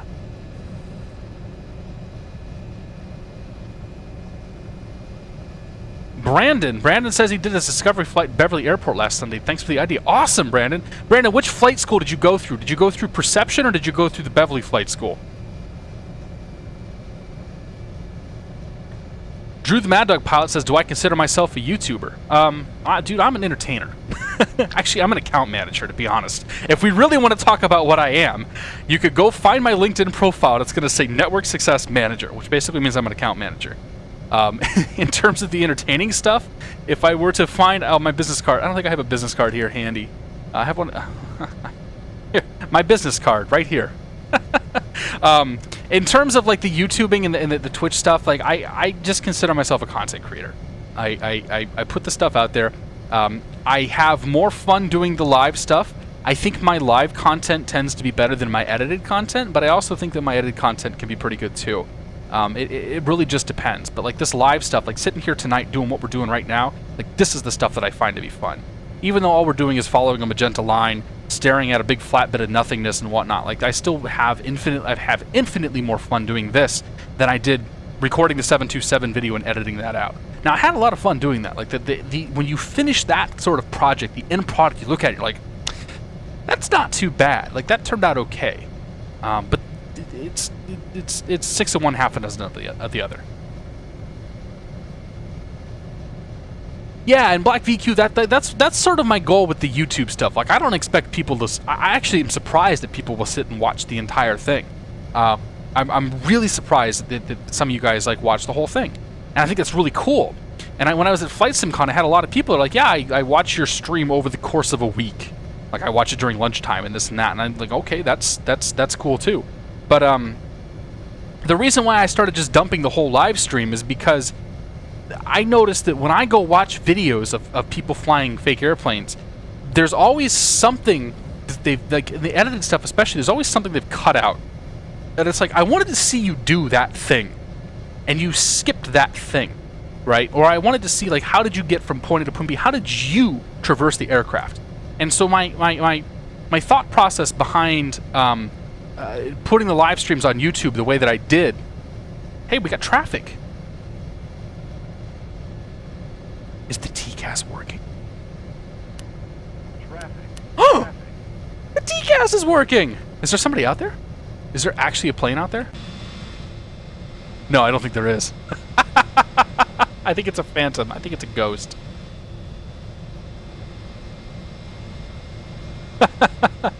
Oh, X-plane. Yeah, no, there's nobody out there. Hey, it looks cool though, right? Actually, he should be like, according to X-plane, he should be like right there. I don't know. We'll see if it works once we get closer to the airport. Clear of conflict. Yeah, so like the reason why I started putting this stuff on YouTube and doing it the way that I did is because I know that people are going to fire it up.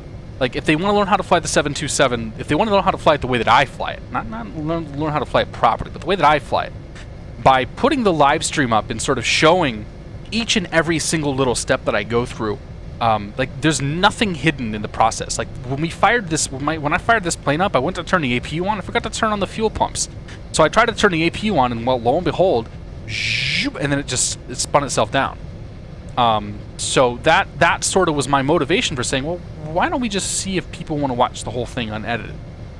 There's something something novel to that, and then to have people that have come up to me and whatnot and said, hey, like I watched the whole damn thing and I think it's great. Like that's suddenly quite a lot of pressure, because it's like, okay, if you're going to commit yourself to watching 2.5 hours of one of my videos, it better be something worth watching, right? And so that's where it's like the Q&A and the talking and sort of this sort of stuff comes in, where I have my little I get to have my little monologue here at some point during the flight, talk about something.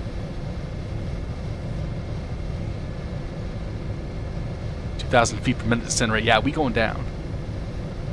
Yeah, B. Prue, good to see you, man. By the way, welcome aboard. Yeah, I mean, it's cool. I watch this stuff all the time. Like, I watch these damn flights constantly. I watch YouTube all the time, and I like to see like what mistakes are people making, and how do I make sure I don't make those mistakes, or what mistakes are people making, and then like, can we talk about that? Like, I saw this person make this mistake, do this thing, and oh, by the way, to start the APU, make sure you turn that switch on right there. That kind of stuff. Still can't take off in the 767. So between the CRJ, the A320, the 733, I think the 767 is almost the easiest one of those to fly. Like, I think the 767 is not terribly difficult, but I guess if you're not used to those flows, and it took me a long time to figure that one out. Like, I remember the 757, it took me for freaking ever to figure out how to fly that thing. So I guess I shouldn't say much in that regard, but yeah, no, like, I keep trying, man. Just keep trying for sure. Like, the 767 is such a good plane, too. Like, that's a joy to fly. Is anybody making a Concorde for X-Plane? I don't think so. I don't think you'll see a Concorde for X-Plane. The X-Plane's supersonic flight dynamics are not good right now. There's a couple of supersonic planes, and it's all buggered up once you get above the speed of sound. Awesome, Drew. Well, Drew, you're probably better than I am at this point if you're saying you're a pro at it, because I will not say that I'm a pro. I fly so many airplanes that there just isn't a time to really specialize and learn one of them super well. So, like, that's why there's always mistakes. That's why there's always little things that happen, because it's like I'm just doing a shitload of stuff. That's if I were to die right now, my claim to flame in the flight sim world would probably be like the sheer number of planes that I know how to fly. Because if you name a plane in X-Plane, I have probably flown it. All right, we coming in. Somebody just took off at Toronto. That's too bad. I see the Toronto airport up there. That's a good sign. So what do we got here? We got to start thinking about, okay, the plane is slowing itself down now to 250 knots. We've been talking the whole time. Where are we? We're crossing Rockto. Rockto is going to be between 12,000 and 14,000 feet at 250 knots. Well, we're going to be a little quick there, but we'll get ourselves down eventually. I really want to turn those floodlights on, but that... Okay. We can have some floodlights. I need a little bit of lighting in here. I crashed my sim earlier today, so that was a gutsy thing for me to do. Wing lights can come on, nose lights can stay off, those lights can all stay on. And we will turn... No, we're good. We'll leave everything the way it is. Okay. Let's see. We're coming in on 3-3 left. So we talked about the arrival. Let's talk about the approach. The approach is going to be the ILS 3-3 left. We've programmed in the IC-MEX intersection. Most likely, once we get out there a little bit, we'll start doing ourselves vectors and really getting ourselves down quickly. The piece of information, though, that we are concerned with is the frequency, which is 110.9 or 5, and the course, which is 327. So we'll punch in 110.9 or 5 up here, and a course of 327. 327, okay. As we cross 10,000 feet, we're coming down to 240 knots. That's where we want to be. Continuing ourselves on a nice VNAV descent. I haven't been paying attention to the descent at all. Normally, I would be making sure that everything's working the way that it is, and blah, blah, blah, blah, blah. Or the way that it should be, not the way that it is, because that doesn't make any sense when I say that. But the plane seems to be managing itself just fine, so we'll say the co-pilot. The co-pilot has been taking care of everything while we talk.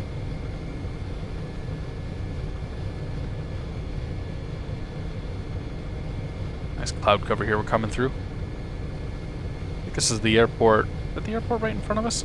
Yeah. Oh yeah, there it is. The question when we come out of the clouds, will there be any scenery? There should be. I see a plane called the Tupolev Tu-154. Yeah, Dave, and some other folks, you guys have been bugging me about the Russian planes. So we're gonna fly some of the Russian planes soon. Probably those will be post-summer and sort of fall airplanes that we hop into.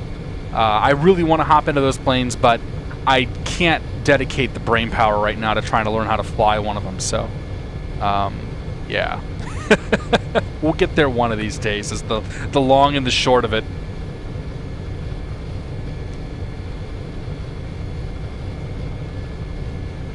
What do we got going on here? Let's get this chart back up. The Nuber 1 for 3-3. Okay. Revolve is coming up. Revolve is going to be 220, which we're coming back to now. That's good. Hey, look, we got scenery. Oh, there's a bunch of planes down there, too. There's a Tim Hortons down there. Oh, can we find the Tim Hortons? I think it's right there. But it's too cloudy. We'll have to look for the Tim Hortons later. It's very important when you're coming into Canada that you know the location of the closest Tim Hortons. Because they're going to ask you that. Somebody's going to come up and say, "Hey, I bought that coffee, eh? You find me the nearest Tim Hortons." And if you don't know where it's at, they're just gonna deck you, like they're gonna hit you with a moose claw or something. I don't know. Canada, it's too funny. Okay, so we're a little bit on the quick side. That's all right. 220. So we're starting to dip below. We're starting to get down to where we can put flaps down. We can bring our flaps down to 15 if we want to, now that we're below 240 knots. So 1, 2, 3. That's going to help get our descent and our speed down.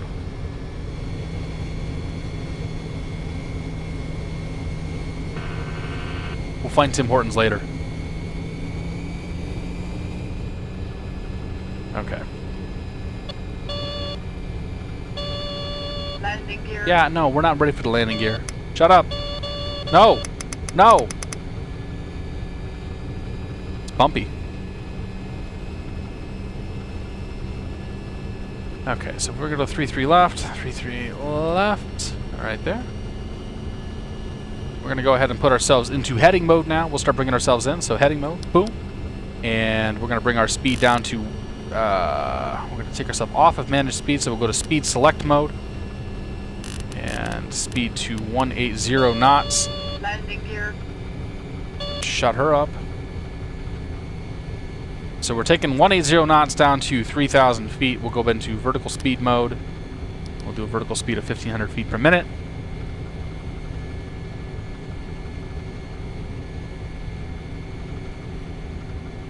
Actually, we can bring ourselves down to 3,000 feet for the ILS. So it's 3,000 feet through 3,000 feet through MBOP. Landing gear. MBOP. Landing Oh gear. dear God! Please shut up. MBOP. We crossed it. We crossed MBOP. Where's MBOP at? There is no MBOP. Oh no, we already crossed MBOP. Okay. So once we get a little bit lower here, we'll crank ourselves around and put ourselves onto the ILS. We're 9 miles out right now. 10 miles out.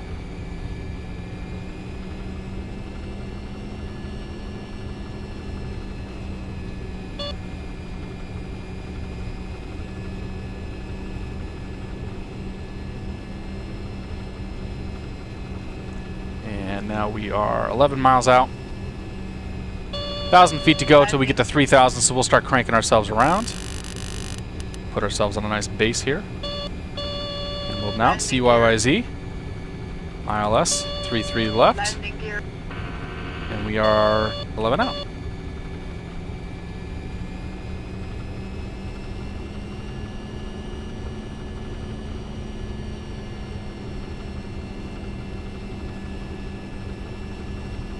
Work ourselves around, get ourselves on a nice little base churn, if you will, here. And as we get a little bit closer to our magenta line, we will put ourselves on an intercept course. There's downtown Toronto. There's the runway over there. We're still going to fly the ILS in. Okay. Urban.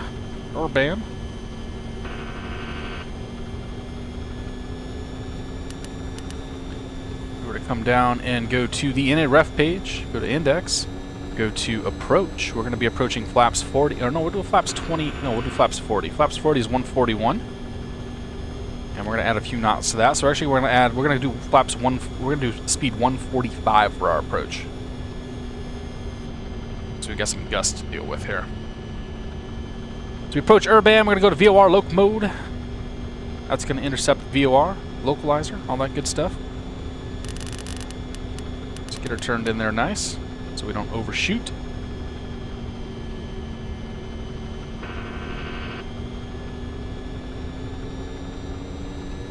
There we go. That will establish us. Now we see that we're going to watch for movement on the glide slope. That puts us on the localizer, I should say. Watch for movement on the glide slope here. There it goes. So we'll activate ILS. That's going to put us into approach mode. Once we get to 1 dot, we'll go ahead and drop the gear. Gear's coming down. Once the gear comes down, goes 3 green, we'll bring the flaps back to full. 1, 2, 3. And speed down to 146 or 145. And flaps full. Those lights can come on.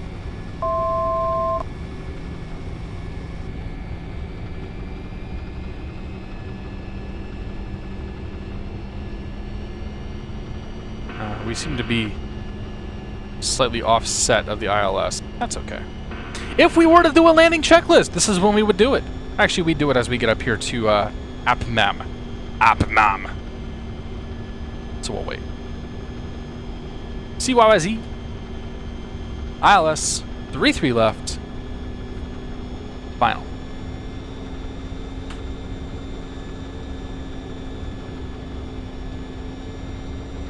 We're not lined up very well for that runway. That's probably a little scenery problem there.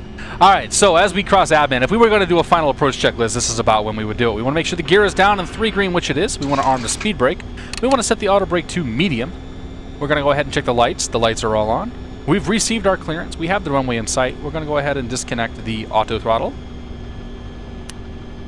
Okay, and we'll disconnect the autopilot. My airplane. Now I'm going to get myself actually lined up for this runway.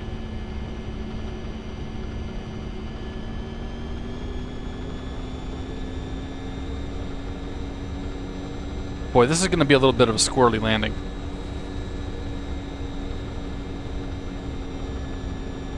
Part of it's because I can't really see the gauges that well.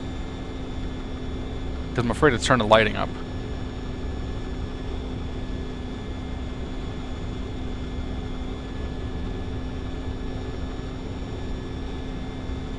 Good Lord, it's breezy.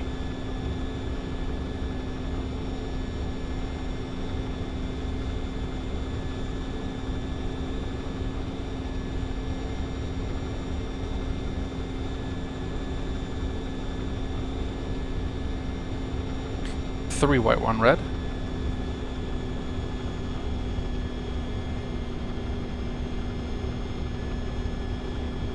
$1,000.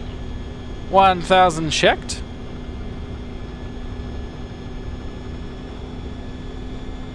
Okay, she's letting up a little bit here. Hold the throttle back, get that nose down, get that altitude down. A little high. A little fast. A little not stable. Our Tim Hortons coffee is waiting for us. All we got to do is get on the ground. 100.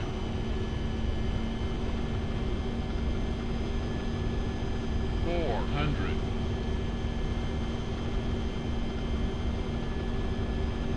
And it looks like minimums to me. 300. 100 above. In sight. Landing.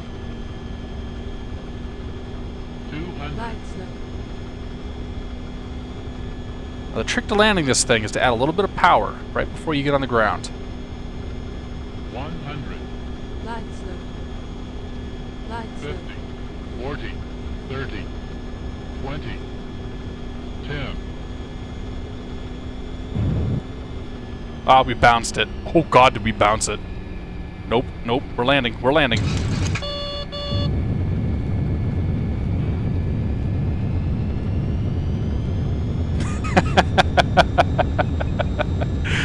Oh, there we go.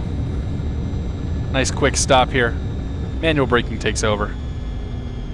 Reversers can come off.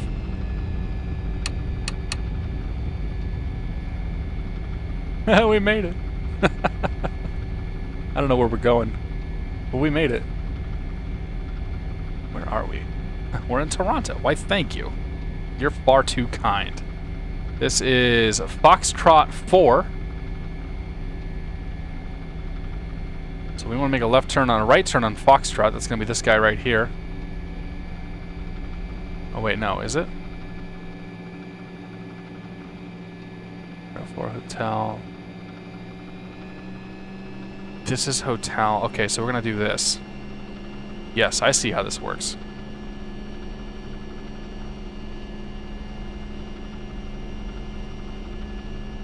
So we'll take this guy across. Butt flaps. Spoilers. Spoilers. Stabilizer. Stabilizer. Okay. You off, you off. Don't need you anymore. Leave those on, that's fine. Come to the overhead panel here. Bring the start pumps on. Turn on the APU. 1, 2, 3. And we'll go ahead and bring our flaps in. Okay. That for takeoff. Speed brakes disarmed. Auto brakes are disarmed. Lights are set. Transponder's on, because we're leaving it on, because why not? APU's coming online. Pitot-static can come on.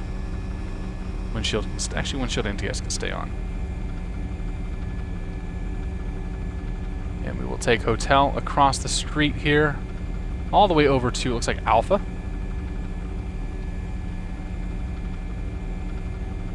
Coming across the runway here, check left, check right. No traffic, no traffic. Okay, good.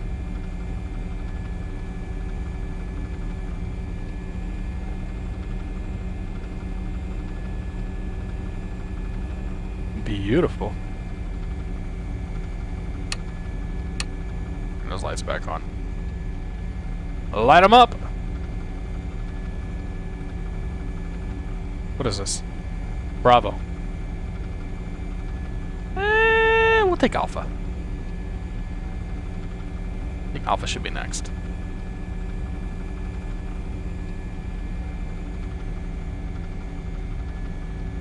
Actually, we'll take Bravo, because I bet Alpha is where they would...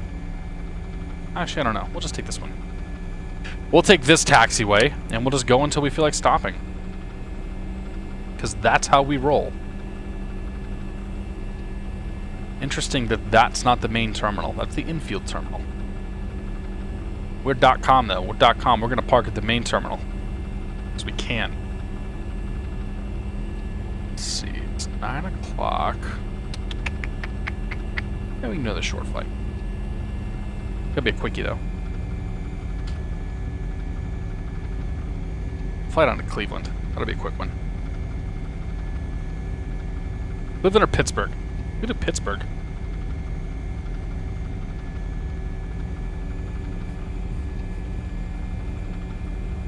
I didn't think it was going to be a 4-hour taxi for us to get in from here, though.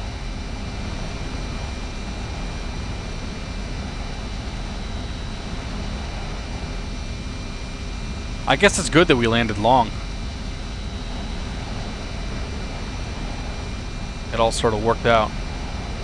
Alright, I'm going to say we're going right here. I see a Tim Hortons over here, right? Yeah? Sheraton, Tim Hortons, basically the same thing.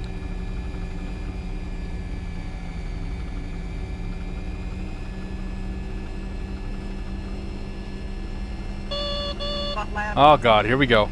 Butt flaps, slats, stabilizer. Alright, we'll park right there.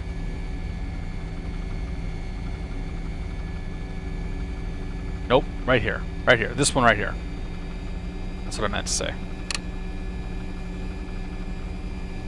Stand 115, it looks like. B15.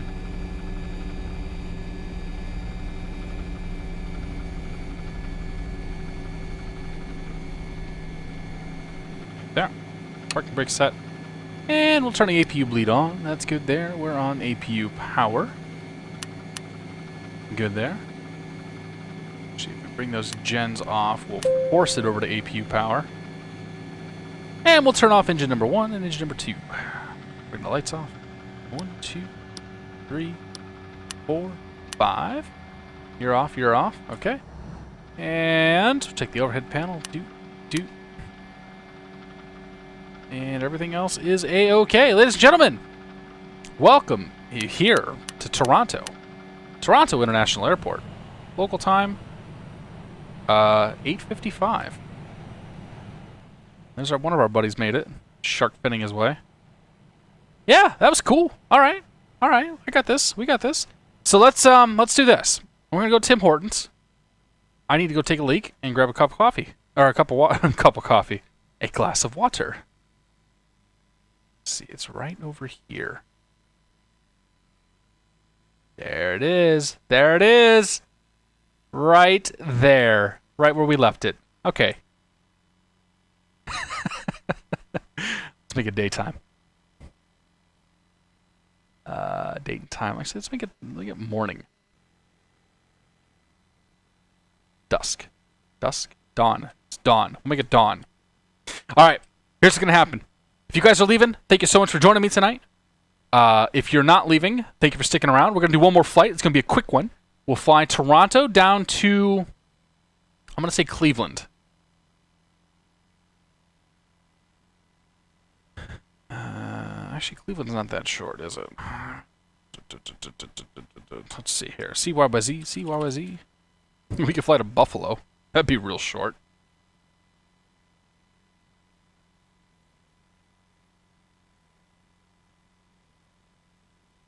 Let's do that. Let's go to Buffalo. It's going to be an up and a down. Actually, no. KCLE. How long is that? 168 miles. Oh yeah, we'll do Cleveland. So we'll do Toronto down to Cleveland. I don't know if I have any. I don't think I have any scenery for Cleveland, but whatever. We'll make do. And yeah, we'll go from there. So I'll be right back. And yeah, if you guys are sticking around, we'll look forward to seeing you again. I look forward to seeing you soon. See? I don't even know what I'm saying right now. No idea.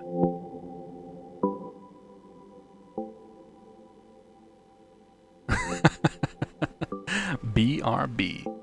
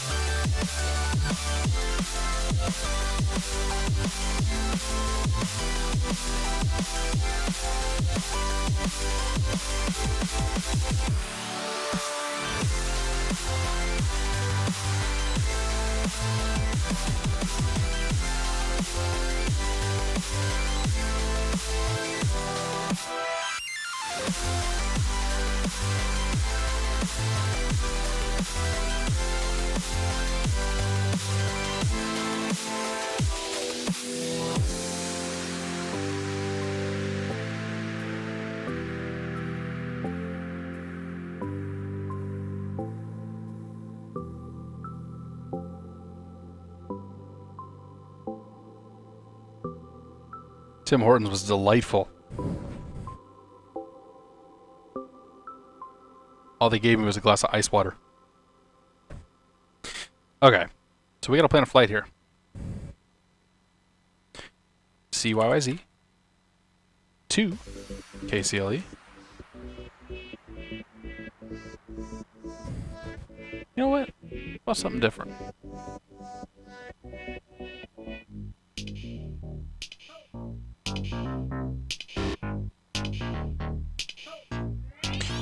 Okay. We know we're taking off of 3-1 right. Winds at Cleveland are currently 260 at 5. If we look at the AGC for Cleveland, we're going to plan for 24 right as the arrival. 24 right, yes. Okay. So we're on an MD-80. 23 right and 24 right for the arrival. Yep. Good there, good there. Good all there. Oakville 1, ERI to CXR3. Oak. Sid. Oakville 1.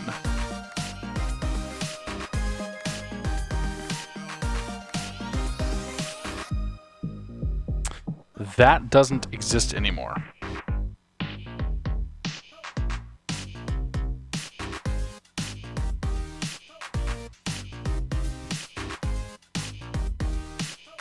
Okay, let's do this.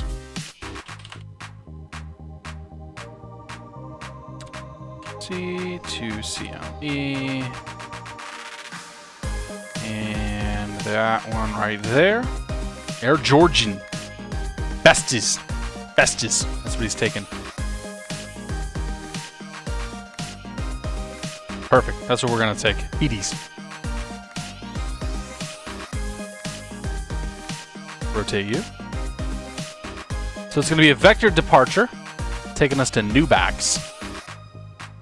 And then from there to Oakville.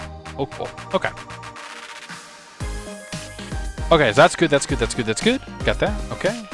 And CXR3 we should have. CXR. Chardon 3. Fantastic. Okay, let's generate that OP.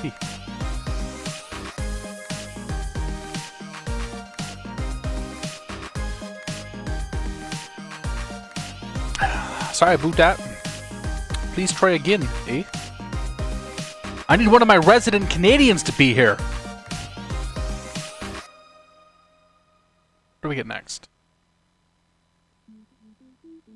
No, I don't like that one. I don't like that one either. Nope. Nope.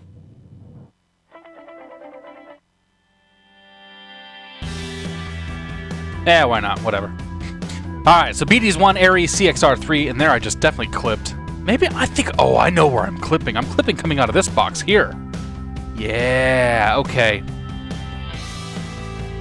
We'll fix that. We'll fix that one. That one's easy. Okay, what are we doing now?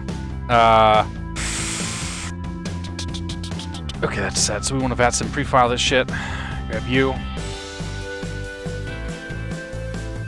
And 28,000.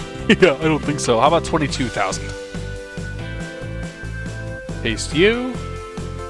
Paste you. Okay, IFR.com 717, MD-80 Slant Lima 472, CYYZ, 22,000 feet. We get the BD's 1, Aries CXR3. We're going to Cleveland. It's going to take 35 minutes. We got full voice. All this bullshit. 2 hours, 41 minutes of fuel. The alternate is going to be back to Toronto. My name, my VATSIM ID, and my password. File that. Okay. So what we need to do then...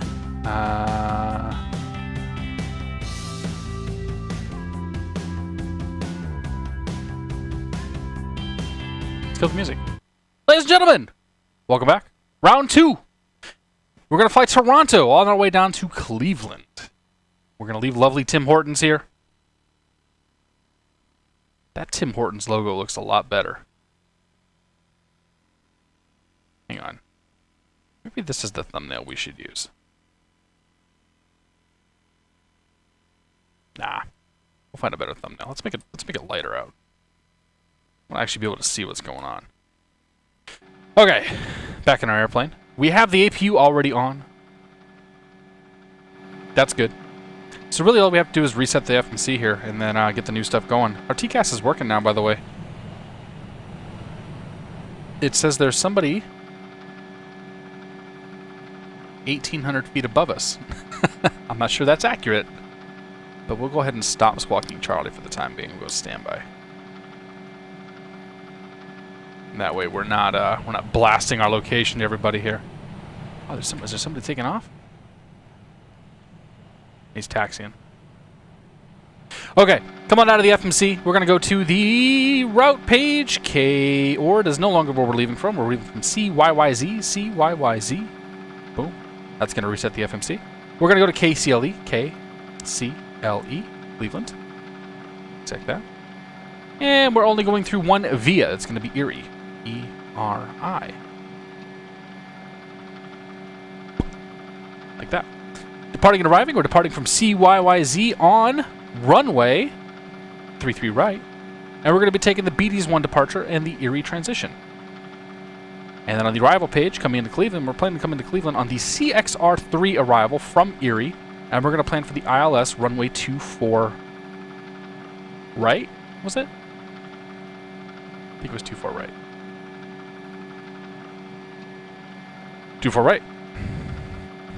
And we'll plan from CXR? Yeah, we'll plan from CXR. Exact that. Come back to the legs page, get rid of that discontinuity there. That's going to be a vector and all that stuff, but this plane doesn't like discontinuity, so we just delete them. Put you up there. Delete you. Put you up there. And delete that discontinuity. Good there. Yep. Okay, okay, okay. Great. Flight level 310, my ass. Go to the inner ref page.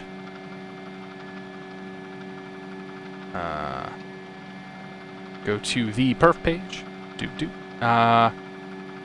Sim brief is telling us that we need to have 20,000 pounds of fuel in here. Wow, we burned a lot of gas. We burned a lot of gas. Sometimes I don't believe sim brief's numbers, but sometimes sim brief's numbers, they right. And that was one of this is one of those cases. So SimBrief is telling us 20,300 pounds of fuel, and our takeoff weight is going to be 136.6. So we're going to actually bring our weight down a touch here. Let's get right there. Pretty much the same weight, though. Okay, so that's set, that's set, that's set. Reserve is set for 7. Cost index this time, I don't know. Let's do 67, because why not? 67. We're going up to 22,000 feet, 220. SimBrief is saying 280. I think that's completely false. And we're going to look at the winds. The winds are about 28439er /39er, like so. ISA deviation still positive 15. That's good there. Okay, exact that. Transition altitude. I think the transition altitude in Canada is still 18,000 feet. Somebody please correct me if that is incorrect. TA is 18,000. Okay, so TA is 18,000. Good. On to the takeoff page. Outside air temperature is currently 28 degrees Celsius. We'll reset the V speeds once we're ready to go. So that's good there. If we were to look at this departure says from that runway, we're going to fly runway heading until crossing 1,600 feet, and we're going to make a right turn to 340. So we'll set our heading for 340. And our speed, we'll set that to 250. 250. Upper limit. Upper limit. Upper limit. Oh. Take off. Upper limit. Ah! Not speed select. I want Upper. I don't know. We'll make that work later. That I'm not concerned about. We're going to go to heading mode. 340. Good there. Still can't do upper limit. You son of a bitch. And then we want to do altitude of 22,000 feet, because of course there's no controllers. Because why would there be? Vertical speed of 1,500. 1800. All right. We got our speed. We got our heading. We got our vertical speed. We've got our altitude set. That's good there. You can tell me all that stuff is wrong, and I won't care. That's my story. I'm sticking to it. We'll go back to TIRA. So we have set the glare shield. We have set the FMC up. We've set our our comm radios, our nav radios, all that stuff. Don't worry about that. I don't have a pushback mod currently, do I? Oh, I do have a pushback mod. Okay. So let's go nose to the right. Push me back 35 meters, because I don't know how meters work. 90 degrees looks good. Okay. Oh, not bad. 90. 9. Okay. I think that's all. Oh, we have to set our trims and all that stuff. So we're still gonna take off flaps 15. We'll bring our trims back. Good there. Okay, that's it. That's it. Okay. Let's push back and get out of here. Yes. Okay. Parking brake off. Request a push. Here he comes.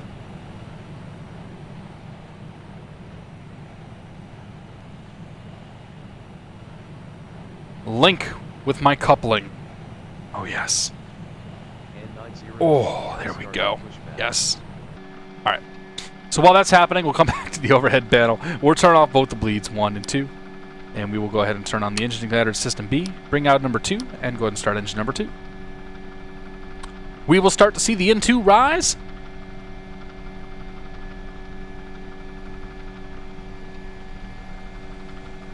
Level 220, is that what I put in there? Level 220 is where we're going. Yes. Until the engine gets to 20%. Right there. Give it gas.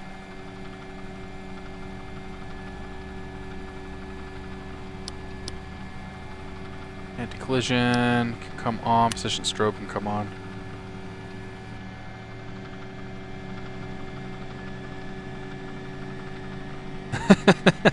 I just got done flying. What do you mean I haven't flown in a while?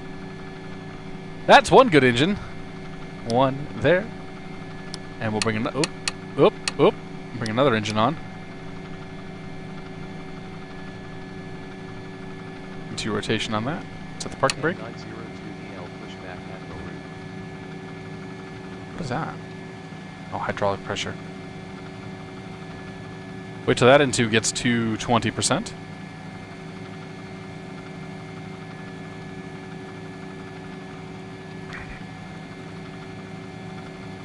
Good enough. Give it gas.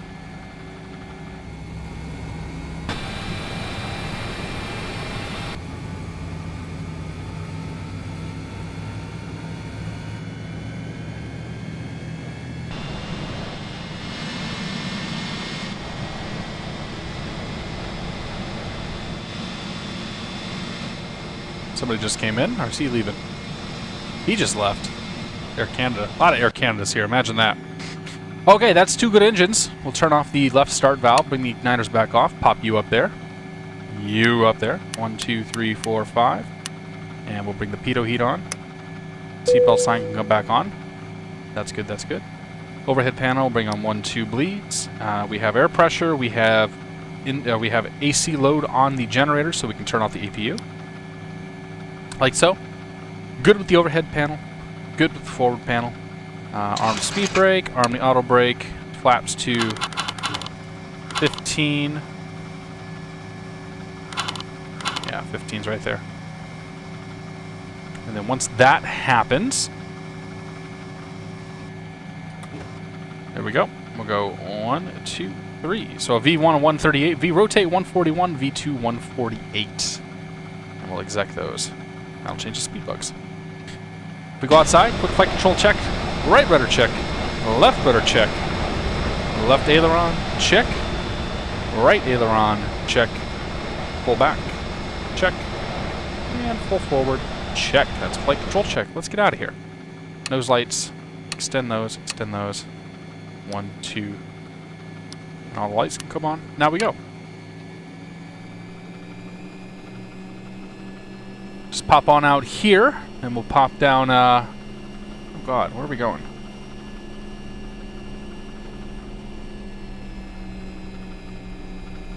We will pop on down Bravo. We'll plan to go to Bravo. Taxi our way down to the runway. Bravo to Delta. Delta or Victor? We'll make a game time decision when we get down there. Okay. Clear to the left and clear to the right. Actually, we can take this. We can take this one here.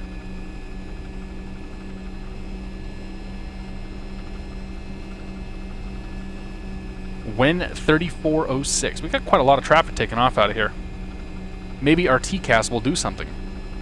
There's a target. I don't know if that's real or not. Traffic. 15 knot tailwind right now. That's significant. Diva! Good to see you, buddy. Welcome aboard.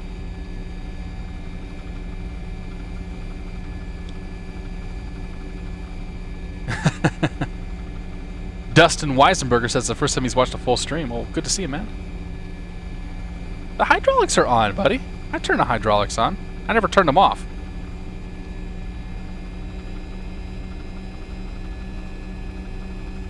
Wayne Taylor says hello from Seattle, Washington. Hello from Boston.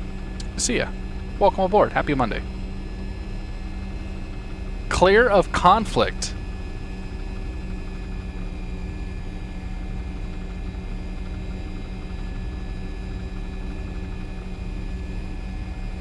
Not sure this actually exists.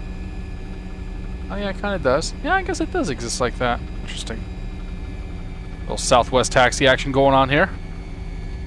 I'd tell you how fast I'm going, but I don't know.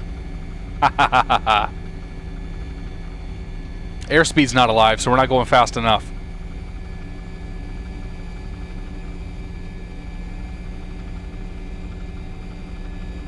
We're racing Air Canada. We'll show you how we do it in .com. Private TWA. Yeah. How about that? Oh, there's somebody. There's Captain Sharkfin right behind us. When 3406 was supposed to be taxiing, but he's not.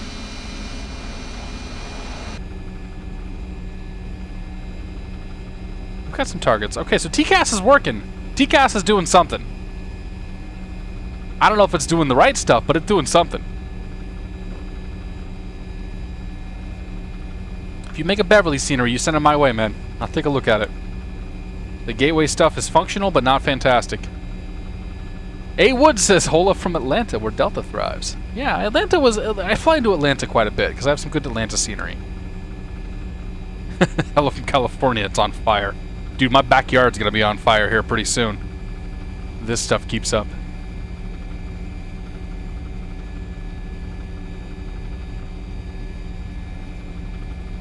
The Payware 747. Are you talking about the 747 for X-Plane? By SSG? If you want to see it, I made a video of that one. I think it's pretty good. I like it. I won't say it'll blow your pants off, but I'd say it's a reasonably good aircraft. Okay, we're going to take a right turn here.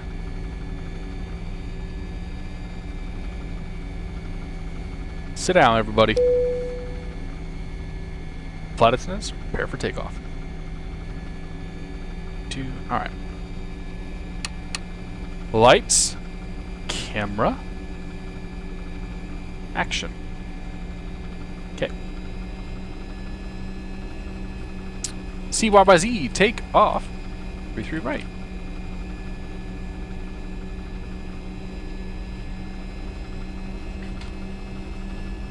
Clear to the right, clear to the left. The wind shifted too. Okay, on departure, runway heading until 1,600 feet, then a right turn to 340. What departure are we flying anyway? I need this chart up. Bevies. Beats. 1 RNAV departure. Okay. Brakes down. Go ahead and... Engines are stable, auto throttle's on. Keep takeoff set. That's power set.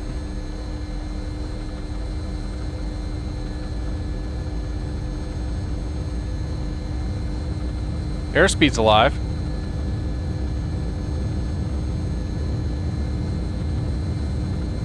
.80 knots. Slight left to right crosswind here. Compensate for that.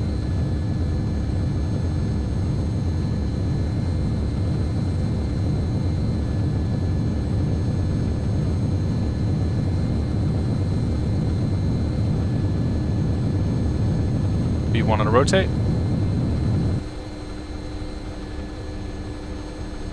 Positive right gear. Alright, so runway heading is 1,600 feet.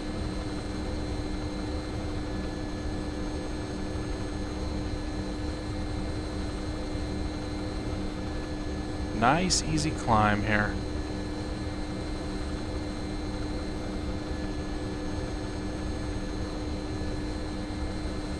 Feet, we'll go ahead and turn the autopilot on too.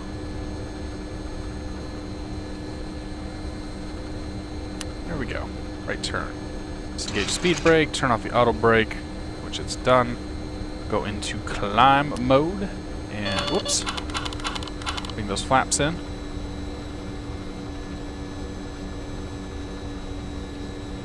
Vertical speed can come down to 800 feet per minute.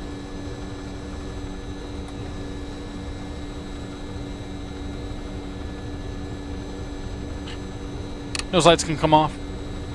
1, 2. You guys can both come off. If we were to do an after takeoff checklist, we want to make sure the gear's up. Lights are out. Flaps are up. Speed brake is in. Auto brake is disarmed. Lights are set. And it's after takeoff. Oh, yeah. Pressurization is pressurizing. Okay. I think. We should probably check that at 10,000 feet. Because there's no cabin climb. We don't want to kill our passengers just yet.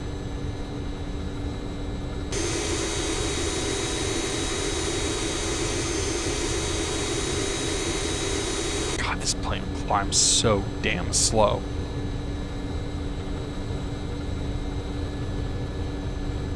She does not do anything fast.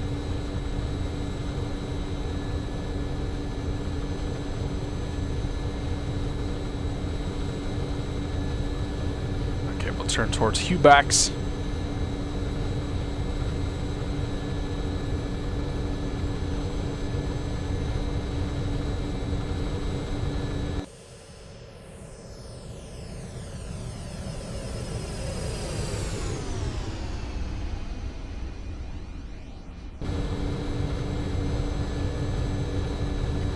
Or Newbax as it is. There's 250. Let's go to IS Mach mode. There for 250.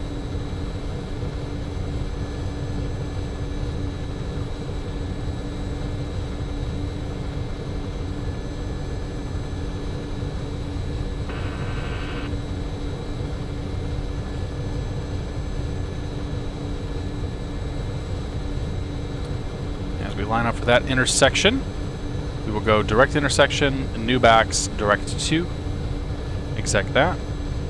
And then we'll go to, whoops, go to nav mode. Taco83, good to see you, man. Milo guy, welcome aboard. Happy Monday, guys. Super Donkey's in the house. So is Graphite CSGO. Welcome aboard. Doug Life 54, you can post a link if you'd like. If your link sucks, though, I can't help you. We just left Toronto. We're flying down to Cleveland now. Nice short flight here. Very short flight. Because we flew O'Hare up to Toronto earlier.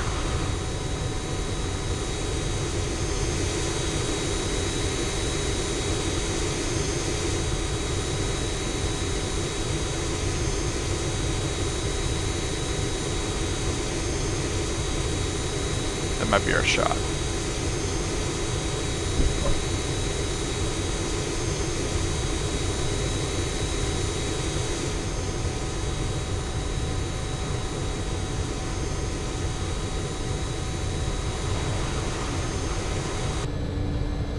How we doing? 2,000 feet per minute, 7,000 feet. We're doing okay. Back outside. Our friend should be taking off soon if he hasn't already. Actually, he probably already has. We have already lost him, though.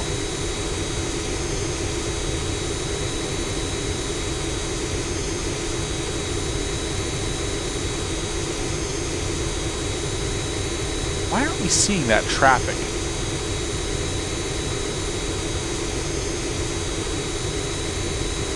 50.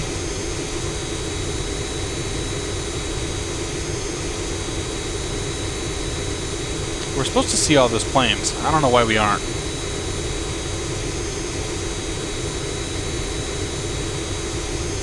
Ah, whatever. Alright, 8,600. Look at that. That's kind of cool.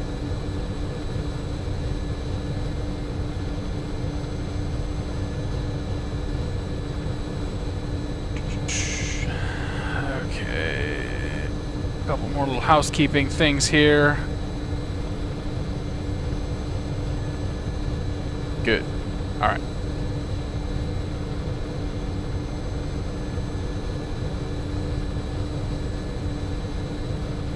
Short little jaunt here over Lake Ontario, and then we have a big jaunt coming up over Lake Erie as we head down to the Erie waypoint, of all places. Imagine that. I am Mr. Pickles. You're welcome to send it my way.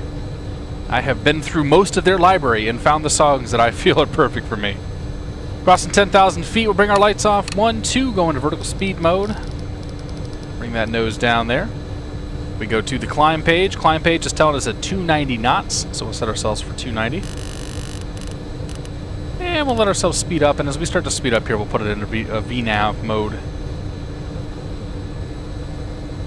And that will be all she wrote. Now we can check on our pressurization, and we can see that yes, the cabin is climbing. That's good.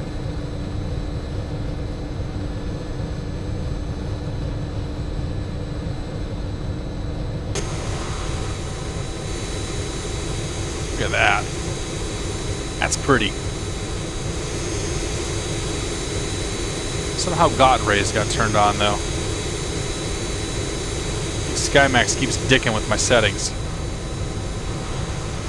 Oh, hello. And we go to VNAV. Right there. FMS EPR, 220 nav, track VNAV climb. Up we go. Right past a little cloud. Big cloud, actually. What is my opinion on the MD-80? Dude, I love this plane. I really do. I'm the wrong person to ask for an opinion on this thing, because I've been in love with this plane since day one. Warts and all, as Frugal would say.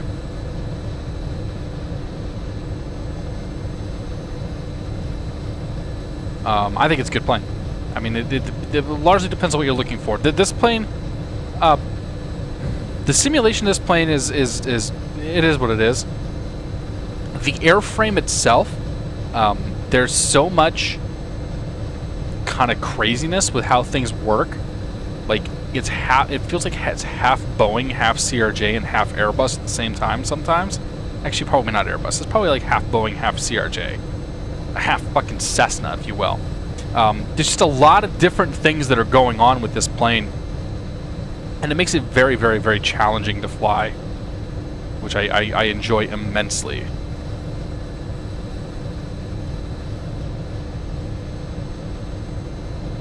Scrapping SkyMax Pro? No, I like SkyMax Pro.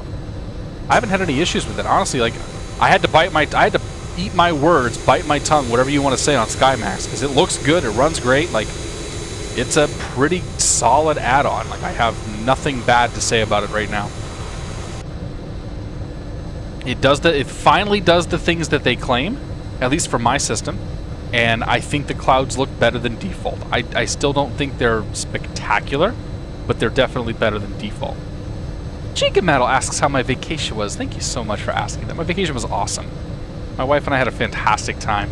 I sat on the beach for basically a week and a half, and you know, got a little bit of sun, got a little bit of this, a little bit of that, and it was a good time. We'd been to Aruba before, so we kind of knew what to expect, and it was just a weekend of beach and food, a week of beach and food and drink. It was awesome. Do I know how the pilots read the compasses in the real MD-80? There's a mirror. There's a mirror right here that like shows a compass in the back somewhere, because I think the compass got interference from all this stuff. I'm not really sure, but I know that there's a mirror that I used to look through to see the compass. I do have RWC graphite. Yes, I have the real weather connector.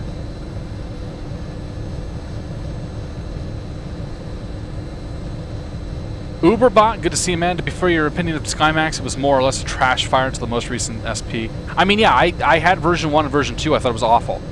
Like, SkyMax version 3 is the first one where I can, like, legitimately recommend buying it. It was not, like, the add-on I did not think was very good leading up to 3. So, I didn't buy 3 because why should I? You know, I didn't think it was all it was cracked up to be. And now that I have it, I'm like, oh, it's actually a pretty good add-on.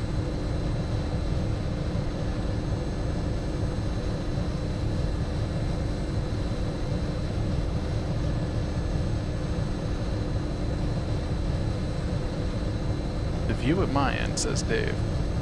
Oh, Dave, that looks pretty good. Dave, are you flying with me? Where are you flying?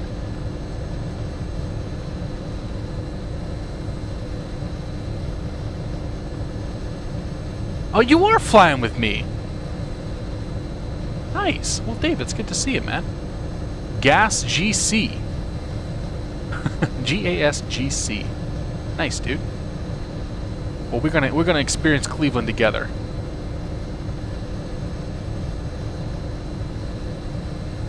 I am using a weather engine. I'm using FS Global Real Weather. I don't think FS Global will be as necessary when the next version of X-Plane comes out, but what I found that FS Global tends to give more up-to-date weather, and it tends to handle low visibility situations much better than the stock X-Plane engine does. So that's my reasoning for using FS Global. Have some Johnny Walker. You know what? I bought a lot of Johnny Walker when we went down to Aruba. I bought a 2-pack of Johnny Walker Double Black, and it came with a little like 20 centiliter bonus bottle of like a spiced whiskey, and I didn't drink that much of it, so I brought it all back with me. So I have some really good, some pretty good Scotch whiskey downstairs right now, and I'm at the moment I'm kind of detoxing because I drank for literally 10 days or 9 days straight. And at some point, my body's just like, nah, you should stop doing that. So that's why we're drinking ice water tonight. And trying to be a little bit healthier. HDV2 modified shaders. Yeah, it looks pretty good, Dave. Second in line with you behind Senior Shark Fin. I got you, man.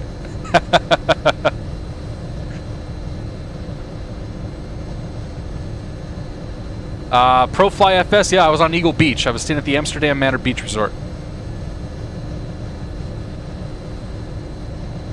I'm surprised. Obviously, you've been to Aruba if you know that much.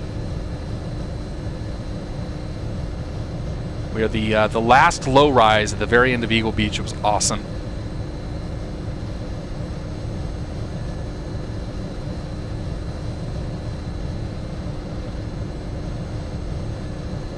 SkyMax is causing a sim crash. That sucks, dude.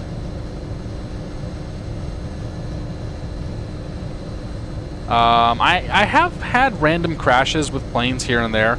I don't know if it's FS Global or what the deal is. Blackburn, I know there was just an update that was released that's intended to solve crashes that were happening with the beta version of X-Plane. But I don't know if I don't know if that's limited to just the beta version or sort of what the scoop there is. But you may need to look into updating it because I just downloaded an update today. 122 Victor Uniform, good to see you, buddy. Welcome aboard. Thank you for the host, sir. Are winds simulated such? Yeah. So well, FS Global Real Weather simulates all the winds aloft. X-Plane 4.5. Or 10.45 simulates U.S. winds aloft, and 10.5 will simulate all winds aloft globally. So that the better weather stuff is coming. Steve 9000, good to see you, man.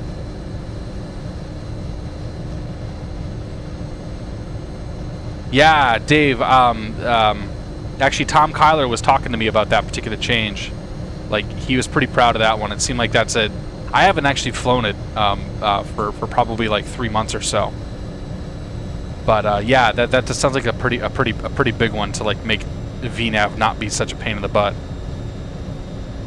All right, we got 85 miles top of descent, so we got about 10 minutes or so.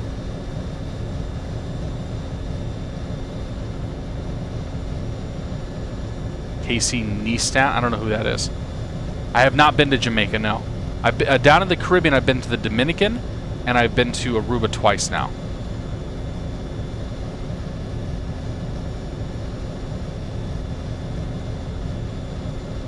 X-Plane Master, not too much, buddy. It's good to see you. Dave, that's a cool looking livery, man. Yeah, dude, I want to fly the IXEG some more. Like, I stopped streaming the IXEG because I felt like it was getting... I think people were getting a little burned out on seeing it all the time. But I still fly it a lot of my personal time. Mr. McBride asks, what version of X-Plane am I running? I'm running 10.4.5. I'm not running the betas.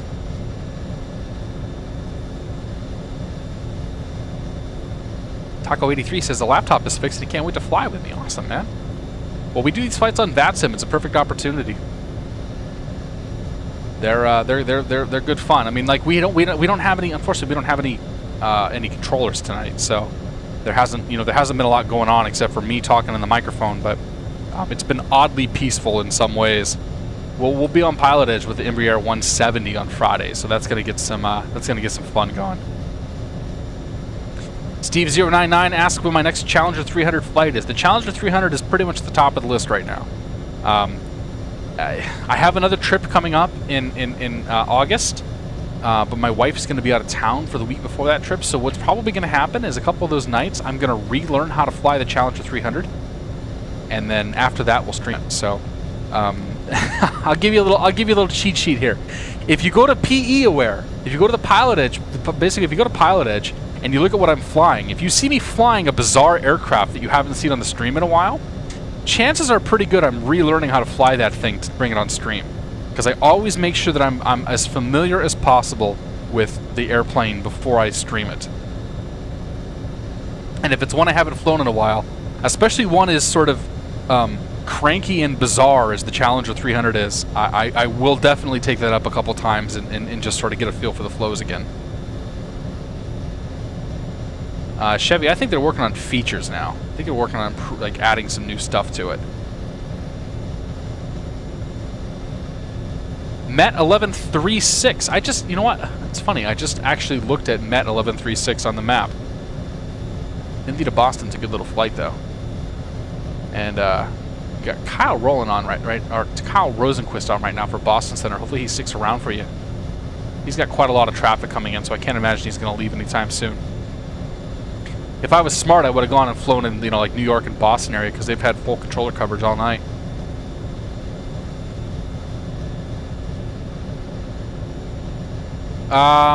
X-Plane Master, I can't say either way. So, first of all, I got the E170. I got a review copy of it, so I did not pay for it. So when I do fly it, you can take my opinion with a grain of salt. And second, I have not flown it yet. I just got my copy today. So I haven't even downloaded it and loaded it up yet. I've heard mixed things about it.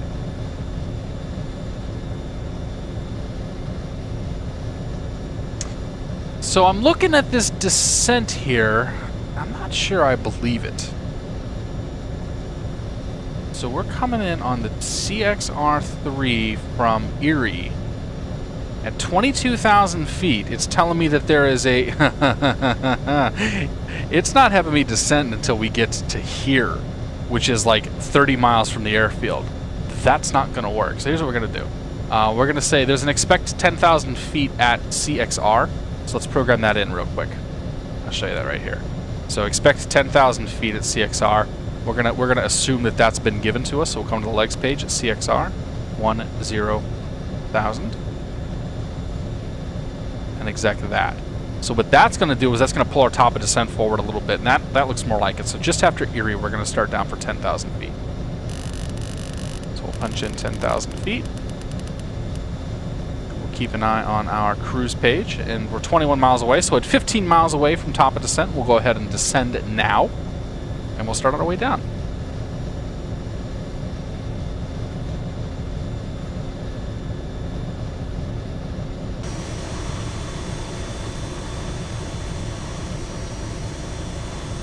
This cloud shadow is doing some kind of weird stuff.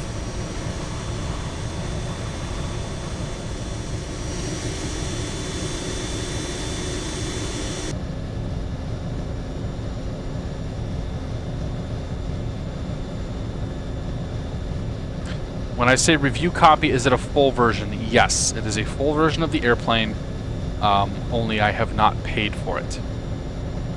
I get most of my airplanes as review copies because there aren't a lot of people that are covering the planes. I always try to do full disclosure when I do. Now this plane I paid for. I had a pre-release copy of this plane, but I actually did end up buying it.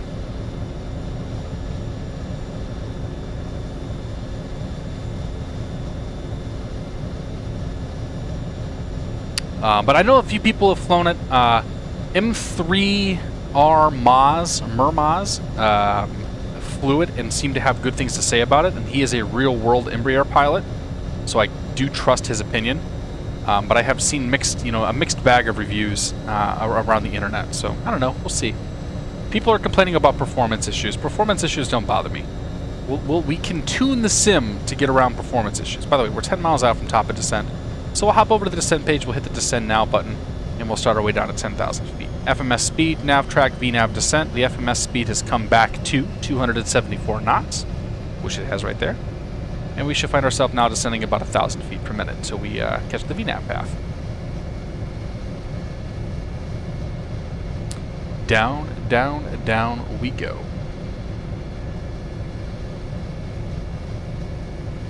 The last fix on this arrival is LeBron. Go figure. All points lead to LeBron. Taco83 asks, what is the longest flight that I've flown? I flew Anchorage to Boston one time. And that was in the 777 by Flight Factor. I had a great landing on that one too. I've done some transcontinental flights, so I've flown Boston to San Diego, I've flown Atlanta to San Diego, Boston to San Francisco. Like, I've flown across the country a couple of times in the sim. I don't particularly find it enjoyable, unless I'm like when I've done those flights in the past, what I've done is like during lunchtime, I'll start the flight up, and then I'll be working from home or something, and then by the time I'm at the point where I need to talk to ATC and all that stuff, it's time to quit working. But I don't tend to do a lot of long flights. We talk about the weather in Cleveland. Weather in Cleveland is currently 2605 knots, 10 mile visibility, few clouds, 6,500, 28 Celsius. The altimeter is 299.7. Set that there, 299.7. Should get that VNAV path here pretty soon.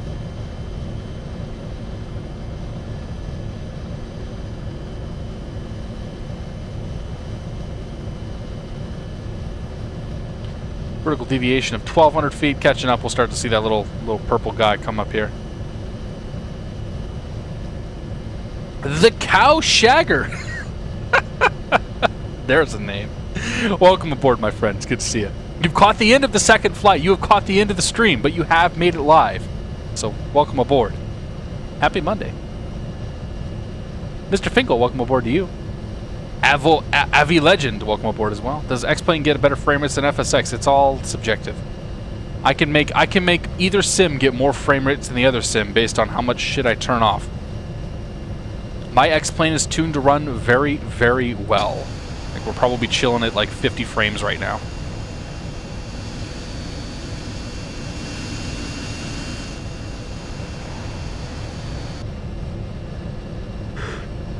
Oh dear.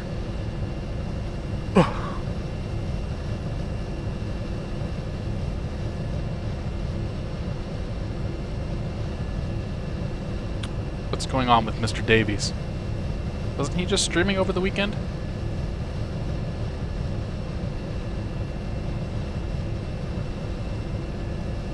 I had not heard anything about him having issues, one way or the other.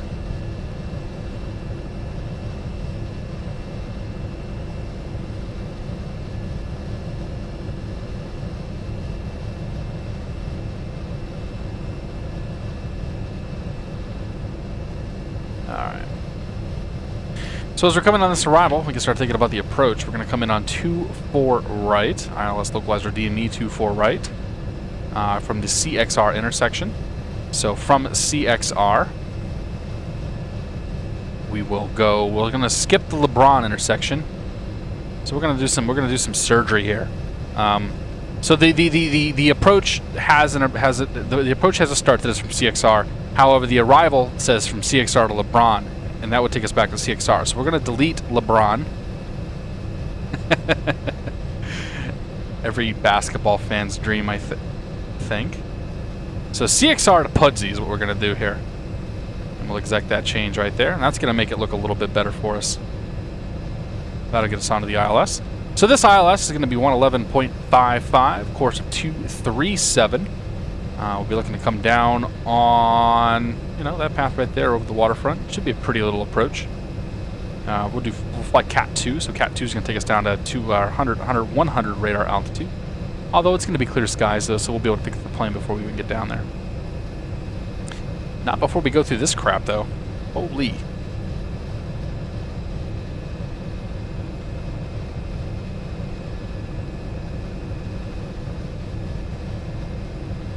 Yeah, Dave, I spend my time on the long-haul flights doing something else. The only problem is, like, if you're streaming a long-haul flight, it's not going to be particularly interesting for people, I don't think. Now, I don't know how Matt Davies gets, like, 300 people to watch him, fly across the Atlantic and do fuck all, but, I guess it's different in broadcasters, difference in audiences there. I think it's kind of funny, personally.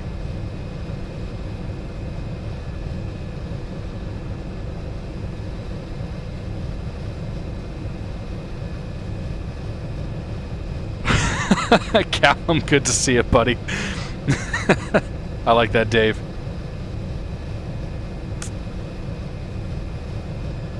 I mean, both sims can crash quite a bit. I've seen tangentially, I've seen more success with people doing long haul flights in X-Plane than FSX. But I mean, I've had X-Plane crash on short haul flights before. Little like we go up and we're doing a half-hour flight and the damn thing crashes on the short final or whatever. Like it's kind of luck of the draw to some extent. Once we cross the CXR intersection, we'll go ahead and go down to 6,000 feet, which is what's going to be Pudsey.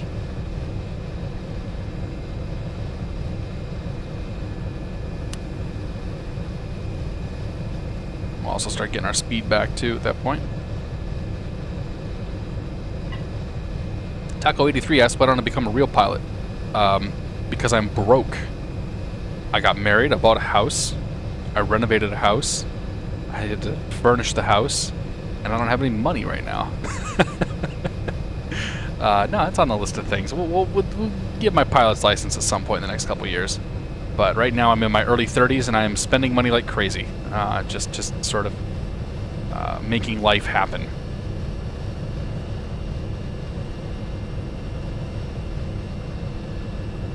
Do stream the long haul, you could just trim the entire phase. Don't know what that means. I mean, if I edited a long haul flight, I could trim, like I could just, I don't know. If I edited a long haul flight, I could just, edit the whole thing out. But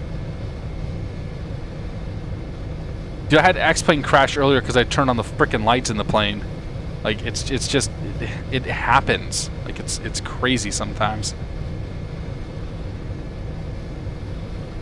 That's what student loans are for. Yeah, I'm already paying off student loans for my first time through college.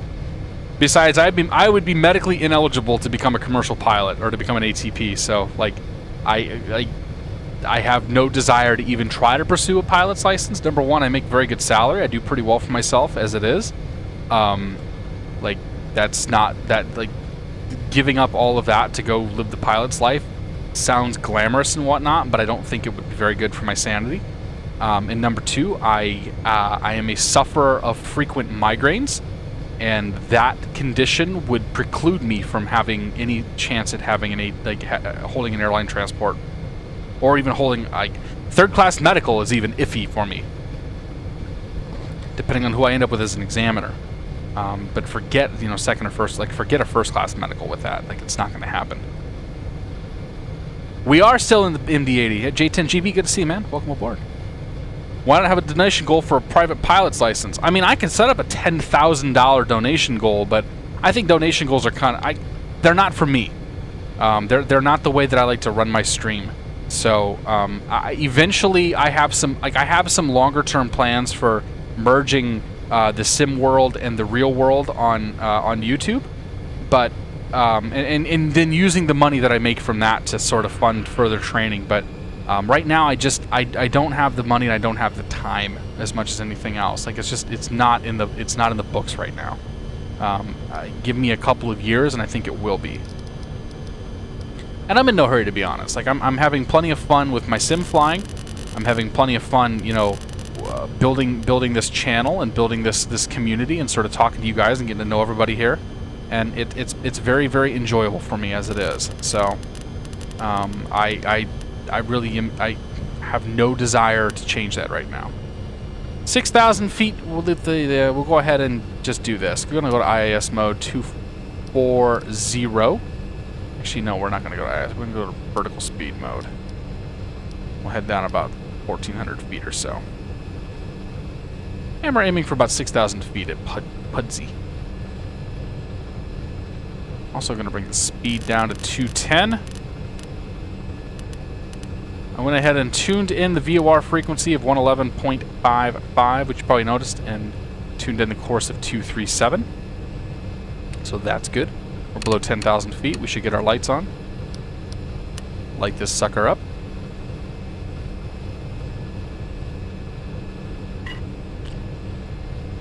Well, Diva, I can do that. I can do that with the edited stuff. But if I'm doing a live stream, like I can't very well, you know, cut out a live stream if it's happening live. Speed Dirt 007, good to see you, man. I love Matt's stream from Seattle to Heathrow. That's just crazy. That's such a long flight. 2-2 Victor uniform. That's another reason why I'm waiting. Because the last thing I want to do is be denied a medical and then have that cause me problems down the road. Like, I'm not certain I think I would be okay with the medical, but there's enough uncertainty that exists there that I don't really want to take the chance. Firefighter Kyle John, I'm an account manager. I represent my clients to my company, and I try to make sure they're happy. And we're getting a little fast here. That's all right though. We'll pull the nose up a touch. What we want to be is 210 knots, but we're gonna nose ourselves up here once we get closer to Pudsey, and then we can start slowing down and get the speed brakes, or get the flappage out and all that stuff. Get her all dirtied up. We're still 20 miles out of the airport, so we got plenty of time to get her slowed down.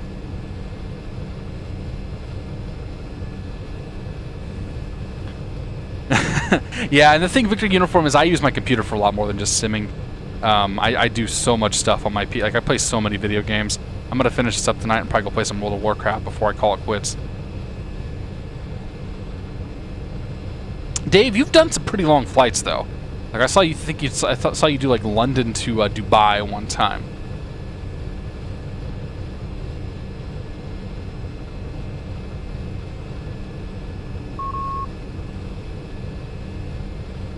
Don't I get tired of simming for so long? I mean, I've only been live we've only been going for like about 3 hours tonight, so it's not that big a deal for me.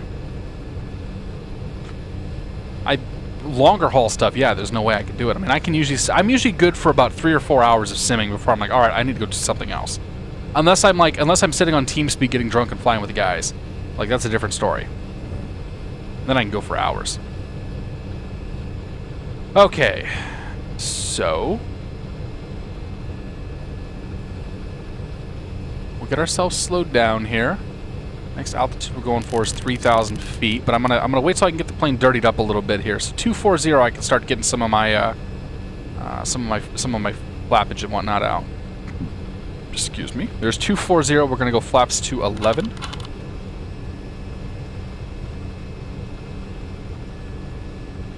And actually, I'm gonna leave the speed at 210. So with the plane dirtied up a little bit, we can go vertical speed, bring her down. About 1,200 feet per minute. Go speed select. See if we can bring her down a little quicker than that. Oh, that's up. That's the wrong way.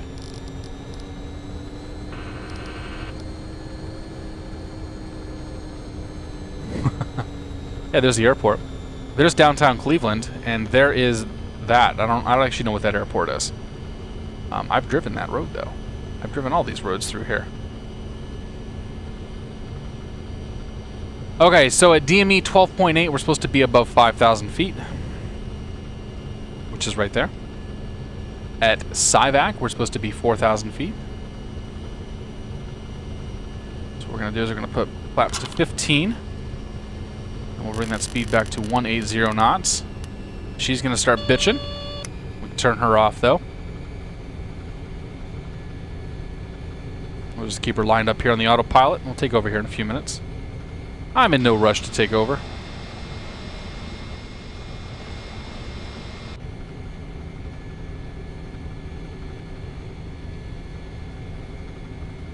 Shoot, you were playing Minecraft or something, if I recall, Dave, on some of those flights.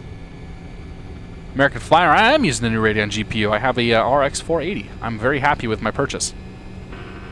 It's actually really smooth here.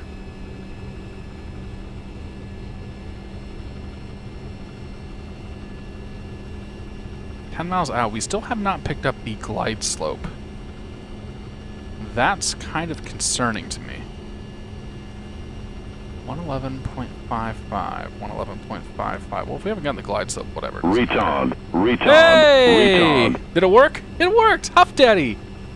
Thanks for the beer, man. Love the streams, love your flying madness. Good person, learning important small things comes to flying different planes. Awesome, dude. Well, thank you so much, dude. Appreciate the beer.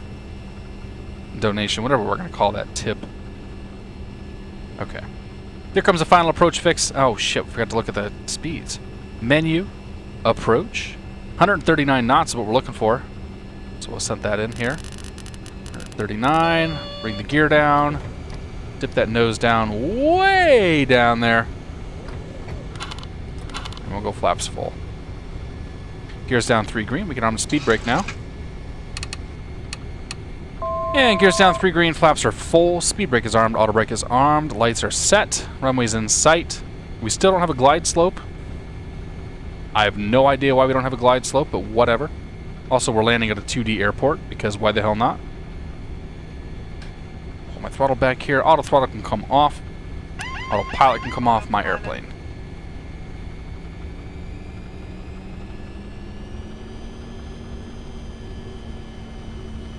Okay. Ease off on the speed here a little bit. A little quick. Altitude. Yep. Altitude. Okay. Oh, she's gonna keep doing that, isn't she? Yep. Altitude. Shut up. This plane is so goofy. Like, there's so much weird stuff that this plane did. Is that a runway right in the middle? It's odd.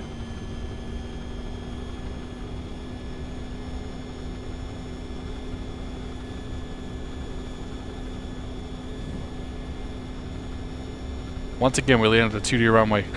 Disappointing the fans, you know? That's okay. I should have flown to Buffalo. If I'd gone to Buffalo, at least I'd have some good scenery to look at. And we're not talking about the women. No, no, no. Actually, I don't know. Maybe women from Buffalo are cute. Anyway. Wing lights, nose light, all that stuff. Land green check. Sure.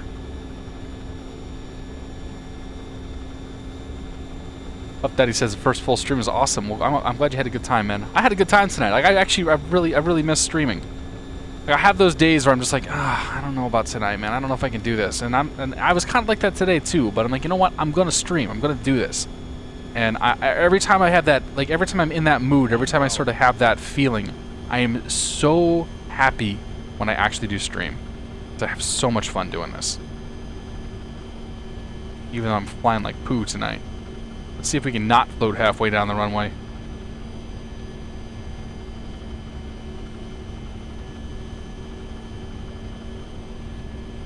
Alright, 2 white, 2 red. Speed is bang on. 500. Oh, you know what? I know why there's no glide slope, because I didn't push that button right there. VOR low ILS, there we go. 100. If you don't put it in VOR mode, you're not going to get a glide slope. We fixed it. 300. Alright, well, anyway. 100 above, in sight, landing. 200. Light slow. Light slow. We're going quick. 100. Light slow. Light slow. 50. 40. 30. 20. 10.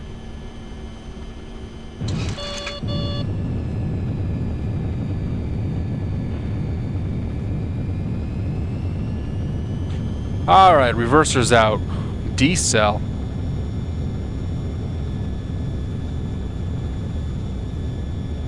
I may have overcompensated for that crosswind.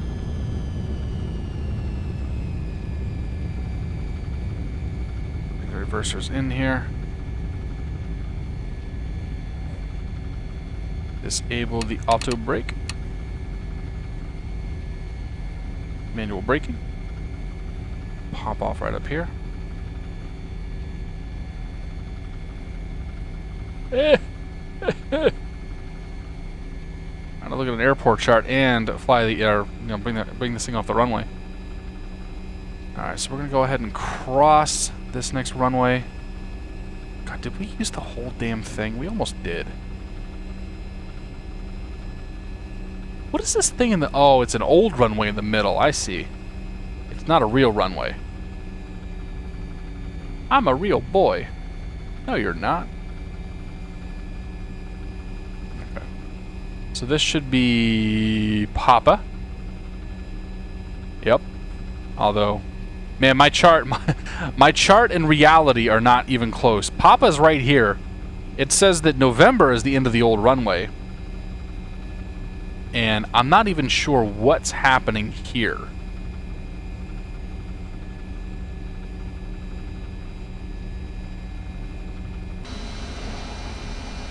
There's a holding area. Oh, you know what? No, we got to the end of the... Yeah, man. Default, holy crap, dude. Default Cleveland, all sorts of messed up here, but we got some traffic coming in with us. Dave is 17 DME out, so we'll try to wait for him to get in. Bring those lights off. Bring that APU on. Like so. Alright, so we want to bring the speed brakes forward. Bring our flappages in.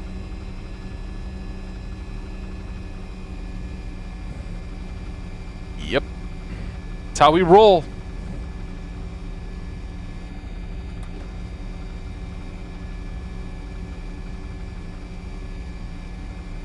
Right when the Giants game starts. Well, there you go, Huff Daddy. I do what I can. We'll be here for a few more minutes. We're gonna try to watch Dave come in here, watch the replays, and then do some outro. But if anybody's taking off right now, thank you so much for joining me tonight. If you're not taking off, we'll be here for a few more minutes. 'Cause I gotta figure out where to park. Okay, that should be Kilo right there.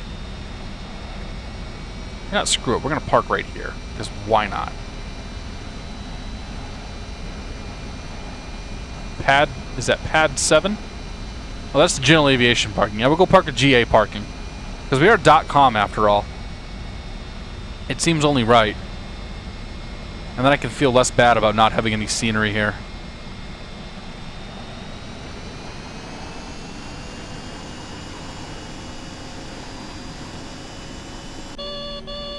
Butt flaps. Slats.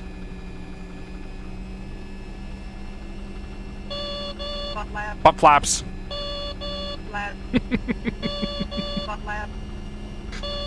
What do I have my field of view on? Good question. 85. So if it seems like there's a lot, I have a 32-inch curved monitor that I'm looking at. So like my field of view is maybe a little on the high side. It'd probably actually be a little higher. Yeah, a little higher for my liking, but it works. All right.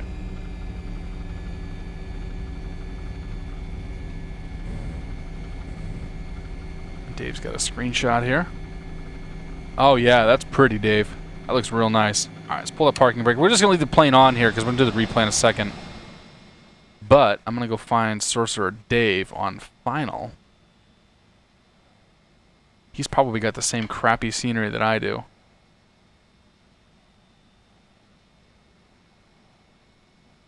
That's how it works sometimes, though.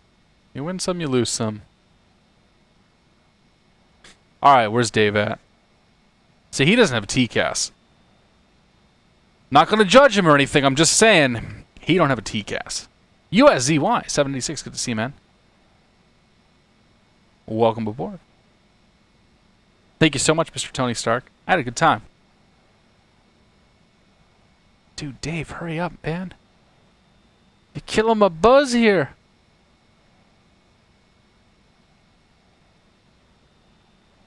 You're the only one that made it in here, by the way. Yes, Dave's in the IXEG 737. I don't know that I've seen Dave actually even try the X737, to be honest. Yeah, dude, if you want to come follow sometime, well, even if we're on Pilot Edge, if we're on VATSIM, by all means, come out and have a good time. If we're on Pilot Edge, make sure you know what the hell you're doing before you try to follow, because it's gonna be awfully infuriating if you don't. There he is. Look at that. Sorcerer Dave, everybody. Let's give him plenty of runway here to work with. We're gonna take bets as to how good this one is. No pressure, Dave. No pressure at all.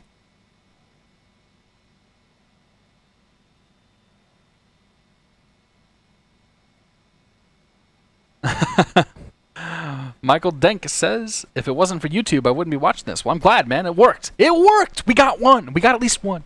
How do I stream to both? I use so now I use XSplit. XSplit is actually able to do two simultaneous encodings, one to each system. So I have it going one way and I have it going the other way. I used to have some other super fancy, all that good stuff going on. So, Mr. Hawkfish says, missed the flight. Here's a beer anyway. Well, thank you so much for the beer, man. I appreciate it. You are way too kind. Sorcerer Dave, everybody, coming into land. I'm sure that the VATSIM netcode won't let him down at all.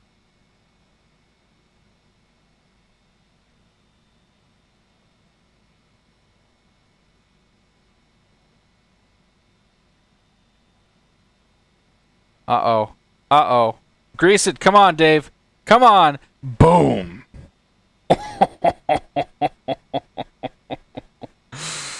And he's off the center line. He's fighting for that center line. He really is. He wants it. He wants it to be there. That's actually not too bad. Dave's virtual passengers probably clapped for that one. Although he went all the way...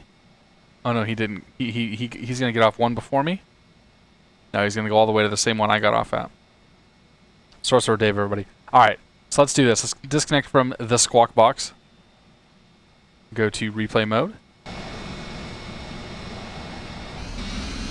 The problem with running squawk box is that we have a limited amount of time for which we can actually go back and look at replays. Okay. So there we're a little shaky. It's no big deal. No big deal at all. Just how we roll. Actually, it looks pretty good coming in on final there. Nice and majestic.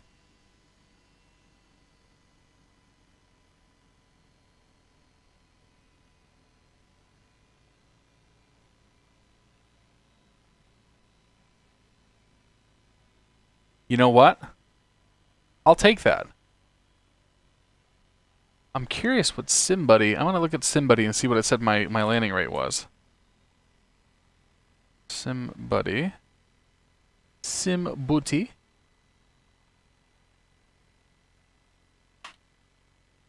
While we do that...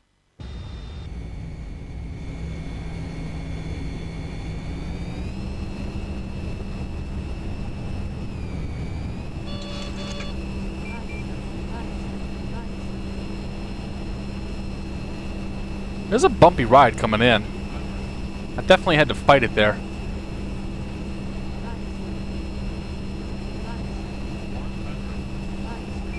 Let's see here. Okay.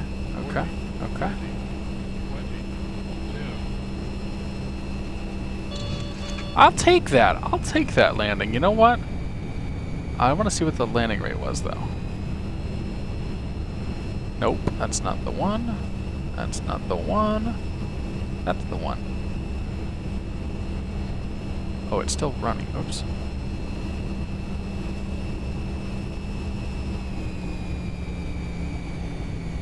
Oh, I don't think I caught it properly.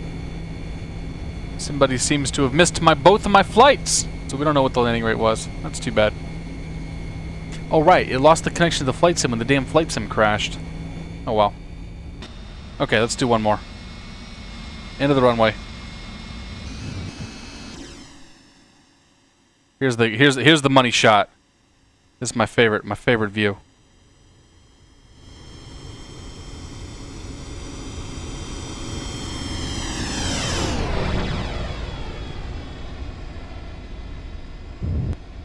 I tried to overcompensate for a crosswind that really wasn't there. I'll take it, though. You know what? I'll take it. Ladies and gentlemen, it has been an absolute blast. Let's turn our replay mode off. Come on in here. 1, 2, we'll just incorrectly shut this whole thing off. It has been a pleasure, my friends.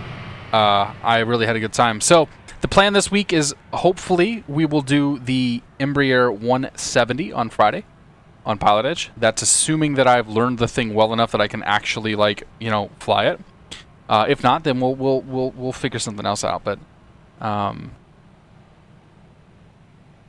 all flight through VNAV, 10 out of 10. Nice, Dave. Nice. Let's see who we got live. We don't want to watch any of that crap. Who can we watch live? Apparently nobody. JSnap? We go watch JSnap. JSnap 1982. So guys, thank you so much. Have a great week. We'll hopefully see you on Friday. And it's been a pleasure. So it's good to be back. For however long it may be. So thanks again and toodles. Where's the song at? Good night, guys.